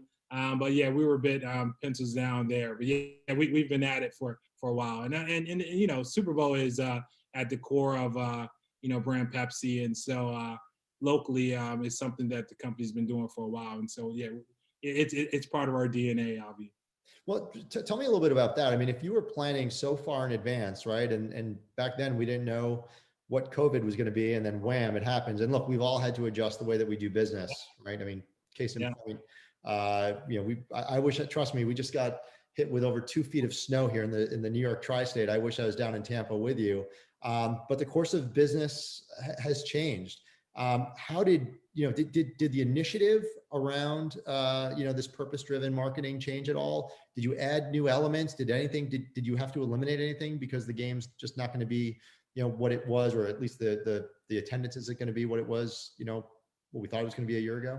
Yeah, I would say locally up and down the street, and we've shifted, right? I think there's 2 things. One is that we talked about, when COVID sort of hit, we immediately started to think about the community outside of Super Bowl, outside of anything else. We said, hey, how do we kind of get behind the community in a big way? And of course, for us, we started with our front line, because we have a huge front line out there. They're part of the community. So how do we support them, and then it extended out to the broader community? So as we were developing that platform around Stronger Together, of course, your platforms come into play, and we started looking around at our partners and our time frames, and Super Bowl was right at the center. So that really helped drive the pivot. But it was something that we were already kind of building, together. That's why this authentic approach is super, important for us, right? Because I think it happened quite naturally, and then we started getting some of our customers excited about it. Even I talked about the Lightning partnership here, and the concert we're doing here for healthcare workers, right? They we have a great relationship with them. They heard about it. They said, hey, how can we bring that to life here in the Tampa area? So yeah, I think that authentic place helped us kind of jump in from a planning perspective to get help. So it was a bit of a pivot. You won't see the same out of home takeovers like you saw in Miami. You won't see the big celebrity concerts. Well, you will, but a lot of that's virtual. Yeah. Some of that's virtual as well. Yeah, we feel just as good or even better about our approach here in the Tampa marketplace. Now, I got to tell you, and I'm probably embarrassing myself a little bit, but I was excited this morning. There was some buzz about Kenny G potentially hopping on stage with The Weeknd. Did you hear about this, or do you know about this? I didn't hear that, but I maybe dating myself here, but I'm a huge Kenny G fan. Bringing it back. I used to play the saxophone, so I was really excited. Saxophone Kenny G, right? That's right. Yeah. The one and only, man. The one and only. That's right. So let me ask you this. You mentioned that planning for this Super Bowl initiative, you started about 2 months before last Super Bowl. What's on the docket for next year? Well, it goes out west. My counterpart, Claudia Calderon, she, it's all in her court now. And so she'll take the reins. Of course, we'll be heavily involved in supporting how she looks at that. Of course, we still have our same national approach, but I think I'll get a little break here from a Super Bowl perspective. Well, let me ask you this then, because we were talking, and you're obviously you've got a lot going on beyond the Super Bowl. Obviously, that's where the focus is. But what's next? For you and your brands in your region, after the Super Bowl. Well, how do you maintain continuity of these different efforts and initiatives? Yeah, well, what's exciting for me coming from the kind of singular brand side to now having a portfolio is that you do have such a rich portfolio. And actually on the Super Bowl, not only will you have the Pepsi halftime show and everything that Pepsi brings from a music perspective and brand perspective, but we're also launching, a new exciting Mountain Dew flavor, Major Melon, which, we're super excited about that. I mean, it's already, we had a bit of a slow rollout in stores, and it's a hit before the ad even launched. So we're excited to see that air. Mountain Dew is such an iconic brand. Last year we. Hey there. That was great. I loved hearing Chauncey talk about the Stronger Together platform and how it's bringing partners together that are aligned, especially when it comes to giving back. Fantastic. So stay tuned for our next fireside chat. I'm excited to welcome Kyle Moore to the stage. Hey, Kyle. Kyle is a vice president of global digital marketing at Monster Energy. This session will be moderated by Mike Schulk, the vice president of national sales and marketplace at IronSource. Welcome to the stage, Kyle and Mike. Quick mic check.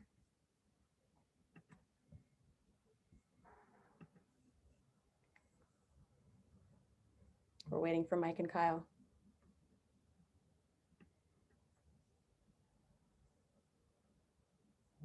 Hey, Kyle. Hey, how's it going, Kelly or Courtney? How are you? Good, thanks. Hey there, Mike. I'm going to kick it over to you. Awesome. Thank you so much. Thank you, Brand Innovators. Thanks, Kyle. Excited to host this fireside chat and to kind of learn a little bit from Kyle. Kyle, VP of Global Digital Marketing at Monster Energy. I'm Mike, VP of Marketplace at IronSource.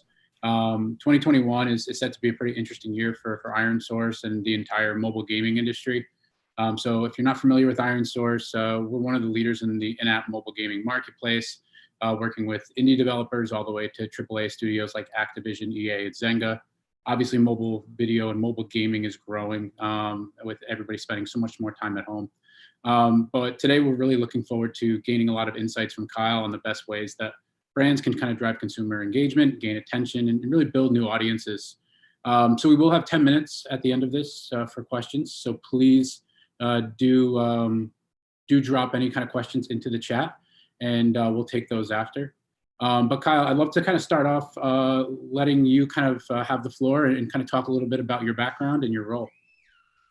Right on cue, there's my 8-month-old. Yeah, thanks for that, Mike. So yeah, I've been with Monster for over 2 years now, going on 3 years in October. Before that, I've worked at various digital agencies in the Los Angeles area. Had digital as a focus in my career going back to about 2007, 2008. So somewhat a digital native. And what we're focused on at Monster now is really building out our digital infrastructure and sort of driving what the company was built upon, which is this sort of grassroots mentality, and focusing that a little bit more on, how do we amplify and scale that in a digital age? Monster came of age in 2002 through 2010, 11 before it was acquired by Coke. And that was a different time period. And so now we're assessing what we've done to get to where we are, which is, one of the biggest beverage brands and one of the biggest energy drink companies in the world, and figuring out how we climb even higher. Yeah, I think that's super interesting, especially with, the drink space being so incredibly crowded. The work that that you guys have done to kind of grow that brand and to grow that business is pretty important. So I guess to kind of start, how do you look at kind of consumer engagement and how do you understand the insights that are gonna lead you down different paths to really making the decisions of how you invest digitally? So we focus on what I would call an attention-based model, and that's all rooted in the philosophy that we're trying to instill in the digital marketing team, but also across the org, that time is precious and therefore attention is priceless. And this is not something that we invented, but I think it's becoming more and more commonplace to focus on an attention-based model. And the reason we do that is, we really believe that if we're not earning people's attention in a way that is providing some sort of positive outcome for the end user, we're probably not going to get the actions we're looking for on the back end. So when we think about engagement, we're trying to move away from what many people would call those vanity metrics of what was our reach, how many impressions did we get, what were our likes, what were our clicks. And we're really focused on looking at the entirety of somebody's journey to say, how much time did they spend with us? And, based on what we can learn from them in terms of actions or outcomes from that time spent, does it appear to be positive? And if it appears to be positive, does it appear to have been something that maybe influenced their decision-making vis-a-vis going to make a purchase? A lot of our business is still driven at the convenience retail level, which is people pulling one can out of the shelf, so to speak. So we're not DTC in the way a lot of companies are nowadays, where we can go straight to our e-commerce analytics and say, hey, how much traffic are we driving? And therefore, what conversion rate are we getting? And what's the lifetime value of these customers? We have to do a bit of Frankensteining to put it together, so to speak. But starting from that attention-based model helps us, because if we can just address that we are in fact earning people's attention, that it is in fact generally a positive reception on their end that's leading to some what I would call action or intent-based outcomes, then we're doing our job, right? And then the question is, how do you scale what works and how do you deprecate what doesn't? Yeah, and I'm assuming that there's many CPG brands out there that are in that same boat, where it's very difficult to quantify investment, especially digitally, when most of those purchases are happening in store on a one can basis. So, I mean, how do you get your teams to all buy in to the investment, because it is so much harder to actually value and I guess validate the fact that this investment will drive sales? How does that happen for you? That's a really good question. We try to employ a couple key tactics. One is a red thread strategy, and the other is using programmatic media in certain places where we know we can find our customers to show incremental lift or incremental intent, basically, and use those two things as a way to maximize the big bets the company's going to place, but then also at least indicate directionally or correlatively that, hey, we're seeing some lift here. Maybe it's not, increasing our revenue at the top line by a measurable amount, but what it is showing is it's showing that there's a consumer journey that's taking place, right? And that we're on the right track in terms of our priorities, how we're planning and executing those priorities. So the red thread strategy really is, if the company's going to make a big bet, like the announcement we just made with partnering with Post Malone, for example, we're going to try to carry that all the way down to point of sale in the digital space as best we can. It doesn't mean that everything we do in that partnership is going to be about driving cans in hand. Part of it is the emotional equity and sort of the cultural equity that comes with partnering somebody like Post. But we do try to think about, if the brand team is running a promotion at point of sale geared around Post Malone and using his likeness and content we're creating with him, how do we use that in the digital space to help move people down the funnel, so to speak, versus saying, hey, let's create a separate promotional strategy or a separate promotional campaign apart from the lifestyle play we're making with Post.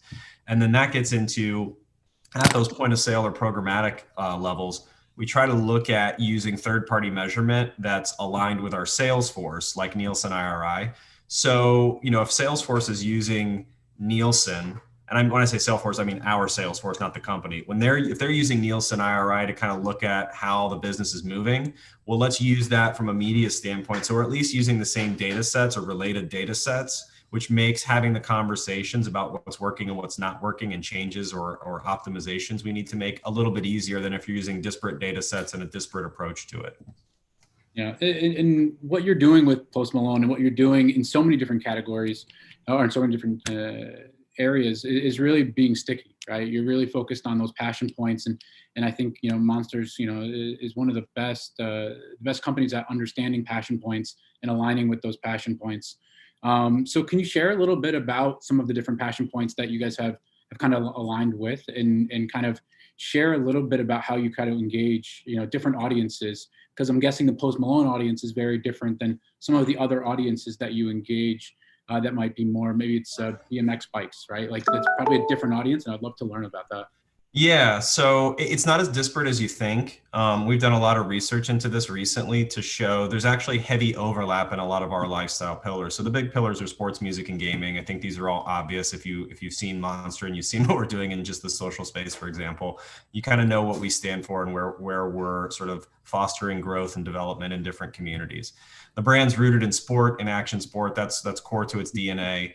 Music and gaming have come along in the last decade as primary pillars that we're focused on. We've evolved those pillars over time from, in music, for example, more of like a rock alternative punk ethos, now trying to carry that through to the new areas where that same ethos is happening, which is hip hop and some of the more electronic and dance music subgenres, if you will.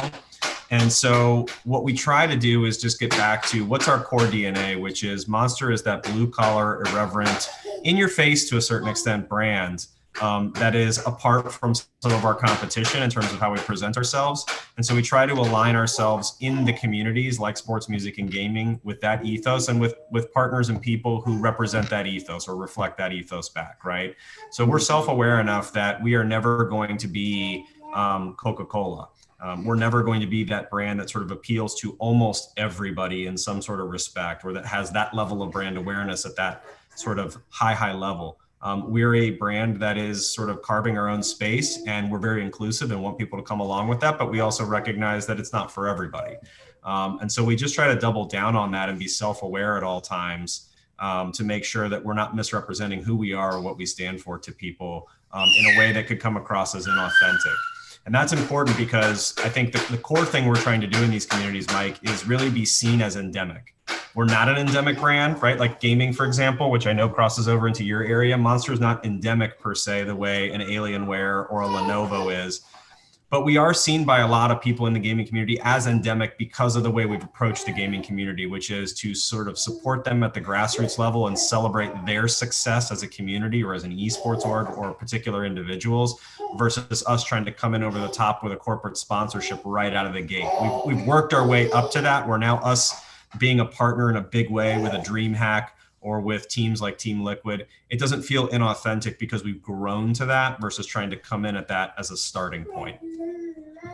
Yeah, that's great. And I think, you know, sports, music, and gaming is so crucial. And I'm sure that there so much has changed due to COVID. You know, obviously with sports and not having people in stadiums and at events, but would love to get your kind of thoughts on how those three, you know, categories have changed over the last, you know, year, and then what you see for that, you know, into the next year as, you know, people are vaccinated and people are coming back into stadiums, like how you see that changing kind of over the next few months. Yeah, it's interesting. I think there's going to be some things that stick from this COVID experience. Live streaming, for example, I think that as like a content medium or platform, if you will, for brands and for media and celebrities and influencers is going to stick because I think people see what how low a barrier there is to doing live streaming. It's like if you can create a setup in your house or wherever you are, you know, you can be online and creating content for people that they'll engage with. And the real time aspect of it, I think, is something people crave and are realizing is important to us, especially with everything now being kind of on demand. I can access it later. There is some specialness to something that's live and happening in real time. I think what we're seeing is the need for us to continue to double down on this idea that we are different from, say, ESPN when it comes to sports, and that we're not a news org. So what our differentiation is access to the ambassadors we work with. And we tried to reflect that with a campaign we ran at the height of COVID in March, which was called Crush Quarantine. And the idea being, we're all going through this together. And so let's leverage our ambassadors and influencers who are dealing with it just like our average fan is, to have some fun and create some connections, some moments of levity. And again, going back to being self-aware, if Monster were to come out and do Kumbaya, I think a lot of people would call BS on us and say, that's really not what I think of you when I think of Monster Energy. What they do think of is having some fun no matter what and trying to figure out a way to sort of make that silver lining out of the darkest cloud. And so that's what we tried to do. I think that's going to persist even when, you know, events are fully back, those live experiences are fully back. Because again, I think that's something that now people are exposed to more and more, sort of that intimate connection. And it's something we're all craving, whether it's family members, whether it's, you know, news and celebrity, people of influence that we follow, or things happening in pop culture. We all crave sort of that more intimate connection that some of the COVID shifts in media have led us to sort of dabble in or to sort of outright adopt as part of our day-to-day, you know, lives. Yeah, and I think so much is changing, and I think, you know, the world, you know, hopefully and wants to come back, and it'll be very interesting to see how everything does change. You know, I think one of the other big changes for this year in 21 will really be the deprecation of cookies and iOS 14. And, you know, as you lead the digital marketing strategy for Monster, how does that kind of change your day-to-day and kind of just any idea about how that changes for the industry? It's a huge deal. I think it gets covered a lot in the digital circles, certainly in the groups that we run in. I don't know how much it gets covered in wider marketing. And so that's one thing we're really focused on, is just making sure our marketing org and even our wider, just the company, understands the implication of a cookieless environment and what that means, which, first and foremost is first party data is going to become the new gold standard, the new currency by which you can trade on in the media landscape. So we're focused on building our capabilities in that respect. We're focused on making sure that we have different scenarios planned out for what could happen when the cookies go away. I think that's one of the really interesting parts to this that's also a bit scary, is I don't think any of us have a good handle, because the industry writ large doesn't have a good handle on what's going to happen. So we're not necessarily putting all of our eggs in one basket. We're looking at different approaches. Certainly we want to acquire first party data from our most loyal consumers and fans and followers. That's paramount. We do that on a regular basis, and we're continuing to refine how we do that and how we use that data in sort of an honest and integrity driven way to sort of better their experience. But then you have things like programmatic media, where you're trying to reach new audiences, and that'll become a little bit more complex and nuanced without cookies. And so we're looking at ways to leverage first party data in that regard, with certain partners that, again, we can trust, have integrity as sort of one of their key principles, and making sure that anything we're doing when it comes to consumer data is going to be treated with the utmost care, and is going to be done in a way that provides value to them, which gets back to our attention-based model, right? I'm trying to provide a value to you. I'm not trying to sort of like shove this down your throat. And if you're not seeing the value, then there's a problem on my side, not on your side necessarily. God, I was on mute. I think that the programmatic landscape is going to be very interesting to see how everything moves forward. If data is less available, does it move towards more contextual? And then it goes back to those three pillars that you mentioned with gaming and sports and music, and I think it's going to be very interesting to see how those changes do happen over the next year or so. And when you talk about attention, I think about it just from my day to day. Attention is so much harder to gain right now as a brand than it was probably 5 years ago, and certainly more than it was 10 years ago. Do you see that same challenge, or do you see kind of some of those opportunities, especially with the rise of programmatic, being able to play in all of those spaces pretty seamlessly? Yeah, it's really hard. I think what you're seeing is the internet is infinite, but people's attention spans aren't, and there's an inherent conflict there. I think it's something we as digital marketers have to be very mindful of, which is just because something can stretch forever and ever, like the internet, or you can go into all these different places, or you can have a bottomless well of impressions, for example, it doesn't necessarily mean that that's valuable. And so that's where sort of the through play is one of our focuses at Monster, right? It's not about the number of views. It's about how long did people spend time with that content, right? It's not about necessarily the amount of traffic. It's what did that traffic do? How many of those people took a journey that's valuable for them and for us, that might lead to a conversion. So we're really sort of looking at those metrics as the ways of sort of figuring out how we earn more attention. And again, it's being hyper-focused on where we think we have the best opportunity and not worrying about all the ancillary things, trying to be everything to everyone. It's about doubling down on what makes sense for us and what is core to us in terms of our brand DNA, and where we want to take the business. And that doesn't always line up neatly. But I think that's where we're trying to develop some agile processes and try to figure this out as we go. We don't have a good handle on a 5-year, 10-year roadmap. I think we're really just focused, like a lot of people are, I think, especially because of COVID, on the next 12 to 24 months, and trying to come out of this fog and then realize like, hey, all right, now let's look at 5 years down the line and see where we are based on a lot of the trends that have accelerated during COVID even. Yeah, and I think that kind of goes back to how important insights and analytics are for how you're planning and understanding what those consumption trends are going to be and what the attention is going to be in the next few months. It's much more difficult, but it's probably more important than it's ever been. I'd love to kind of dive into that a little bit about understanding the process around insights and research and how you view, the consumer behavior changing, and how much has that changed with COVID? Because obviously you mentioned there was a lot of change, but what are the big changes you have seen? Yeah, I mean, the three big ones I've seen are streaming consumption, gaming consumption, and DTC consumption, let's call it. So to start with streaming, I do think you're going to see that. Oh, hold on one sec. You are going to see that come back to the mean a little bit. I think as people go back out into the world, I don't think we're all going to be sitting in front of our YouTube TV as much as we were during COVID. On the flip side, I think the gaming element of this is going to become much more ingrained in everyday life to some degree, because I think things like mobile gaming are things people can continue to kind of adopt as they go back out into the real world and kind of be on the go with it. And that's where we've seen a lot of a growth on our side in gaming is in the mobile space. It's not the hardcore gamers who are spending more time doing what they already spend a lot of time doing. It's people who picked it up during COVID and said, hey, this is kind of fun. I might stick with some of this stuff. The one that's really sticking and it's really affecting our business is the DTC e-commerce shift. I think if we were on a 5-year timeline for a certain trajectory, it's now half that.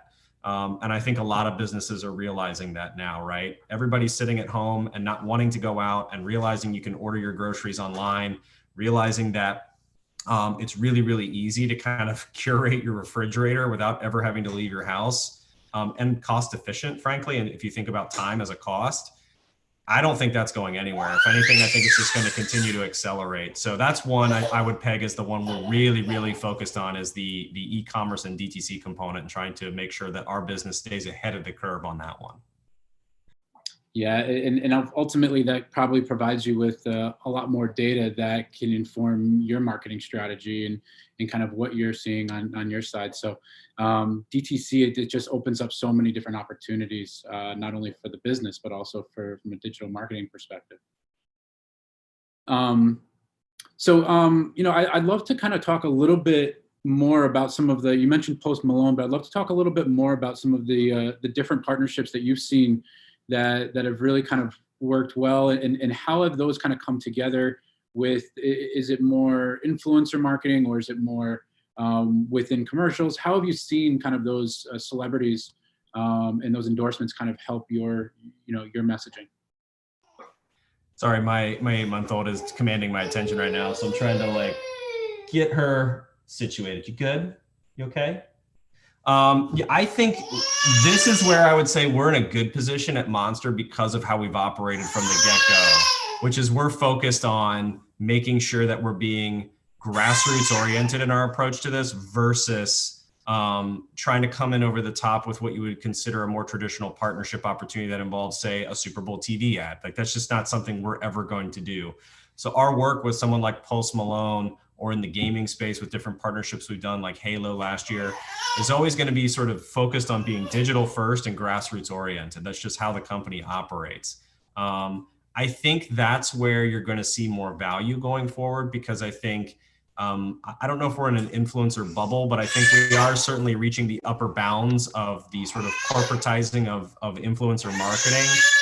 And the way back is going to be focusing on your grassroots communities and trying to identify the next group of micro or nano influencers, the people who are just passionate about your products and your brand, and helping them get an elevated platform versus going and find somebody who may already be elevated. Yeah, and you kind of mentioned it when we first talked about how, there's constantly new audiences that are kind of coming of age as a target and as a target demo for Monster. And I'm sure that's not the easiest to constantly be iterating yourself to be able to attack those users and attack those demographics that are kind of coming into your wheelhouse. But would love to know a little bit more. I know you have your hands full, so would love to know a little bit more about how you look at that and the changing of those audiences as they kind of come into your target. Yeah, that's one that I think is really interesting for us, because we have such a wide array and a sort of a deep well of products, which I don't think a lot of people realize about Monster. One of our key points of differentiation from competition is the depth and breadth of our portfolio. I mean, we make coffee-based products, we make enhanced water beverages, we make zero sugar products, juice, tea, and I think a lot of people don't realize that, and that's great. That's sort of driven a lot of our growth, that innovation, which is core to who we are as a company. The challenge is marketing all that. The challenge is putting priorities on all that when each of them have their own growth trajectories, each of them have their own roles to play within the overall portfolio. And to your point, some of them can have some very disparate audiences. When I think of a product like our Dragon Tea, that is a different type of consumer when you think about somebody who goes into the tea door on a regular basis at a convenience store versus somebody who may shop traditional energy drinks, or somebody who's shopping for something that's maybe a little bit better for them in the enhanced water space. And so we wrestle with this a lot, and it's one of our key focuses, like how do you tell that brand story in these different extensions in a consistent way? And it's something that I think we're spending a lot more time looking at category management insights to kind of focus on and help us learn how can we tie this all together, so people understand this differentiation that we have, because it's the one common thing. If you go into a grocery store or convenience store and you show somebody all the different products on the shelf that are Monster, the general reaction is usually, I had no idea. And I might actually like that one, right? But there's sort of a brand ethos that we're trying to keep and yet also evolve so that we can extend the brand in these different ways in a much more meaningful fashion. Yeah, and that's got to be so hard to do, to manage, such a powerful brand that has that ethos, and try to extend that into other areas. I know we have a few more minutes before we take any questions, and please do, if you're listening, please do post a few questions. We'd love to take some of those. But I'd love to get your sense in terms of looking at the CTV space, for example, and seeing that that big shift when COVID hit. And you mentioned you still think that's going to happen, but not nearly at the same increases month over month or year over year. But would love to kind of know, how do you kind of look at a space that's so wide as the CTV space? Do you still kind of try to align within the passion points of gaming and sports and music within that category? Are you looking more at like demographics and audience-based information? How does that kind of translate to your world? It's a combination of factors. I mean, certainly we want to stay core to who we are, so those pillars play a huge role. For example, you're not going to see us doing anything that sort of ties us into or is adjacent to news content, because it's just not core to our brand. I don't think it's something people think of when they say, I want to stay on top of what's happening in the world, let me go check out Monster. So the pillars play a role. Audience information plays a role as well, the contextual element. It's less demographics and more psychographics. So, sort of extrapolating from the pillars, from our brand ethos and the people who shop Monster today. What are those reasons why they shop Monster? What are the reasons why somebody who doesn't might want to pick up one of the different products that we make? Demographics, I would say, are probably the tertiary thing. Obviously, there's a bit of an age ceiling on energy drinks. You don't see too many 50 and 60-year-olds drinking them. But I think for us, that can be limiting when you put that at the front of the line in terms of filters for your targeting and your media strategy. If you're just going after 18 to 24-year-olds, you're missing a huge opportunity potentially with people who have the same mindset who might just be 3, 4, 5 years older. And so that's kind of the rank order, is we try to look at like, where do we need to be that maps to our pillars and maps to our brand? What sort of message do we need to bring, or how do we want to interact ideally with those people in places like Roku, for example, where you can be a little bit more interactive than running a straight 30 or 15. Mm-hmm. And then the last piece would be, okay, now let's look at, where are the places, the channels, if you will, that the audience from a demographic standpoint, if we get down to that bullseye, where do they spend most of their time? And let's go find ways to be in front of them there. That's awesome. Yeah, no, it makes a ton of sense. Psychographic is so important, especially for a brand like Monster. Great. So, I mean, I'm going to have one more question for you. It's kind of a fun question and something that I thought was really interesting. And so we'll talk a little bit about the Super Bowl. And I don't know, Kyle, did you watch the Super Bowl? I did, but with an 8-month-old and a 3-year-old, it's a bit of like I'm trying to catch plays in between bedtimes and bath times, and then you get to a point where you've seen the score and you realize it's probably not worth me going back to the DVR. I kind of know what happens already, but I caught a bit of it. Okay, perfect. Yeah, I have a 3-year-old as well, so middle of bedtime we paused it for a little while, so we didn't actually finish the Super Bowl until about an hour after the game ended. But so my 3-year-old actually stopped playing with what she was doing and immediately was glued to the TV when the Huggies commercial came on. And would love to get your thoughts on what you thought was kind of one of the best CPG commercials that resonated with you and that left a kind of a lasting impression. So I'd love to get your thoughts on which ones kind of stood out. Let me see here. I'm trying to remember the commercials I saw in the like aggregate 20 minutes of time I watched. The Jeep one resonated with me, I will say, but not in a positive way. It was one of those where you kind of went like, did they forget what was happening right now with putting this message out? And I mean that in like the most general sense. It's like between COVID and what's going on with politics. That one struck me as a little bit sort of like, in any other year, that would be a great message probably for them. And it probably is on brand for them, but just given the context and kind of to the last question you were asking about, contextual targeting and relevance, that one felt a little bit kind of like, okay, that's one way to do it, I guess. And to wit, now we're kind of seeing some fallout from that. So I think that was one that kind of stuck with me.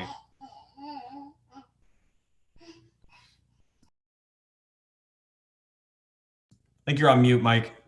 Thank you for calling that out again. Life of COVID. So we did have a question from the audience. Megan asked, how are you repurposing the in-person experience budgets during COVID? Yeah, we're really not. We're bringing that back to the bottom line. I mean, a lot of what we do is with long-standing partners. We're not into one-offs. So a lot of this is working with those partners to say, hey, things aren't happening. We obviously don't want to pay for those things.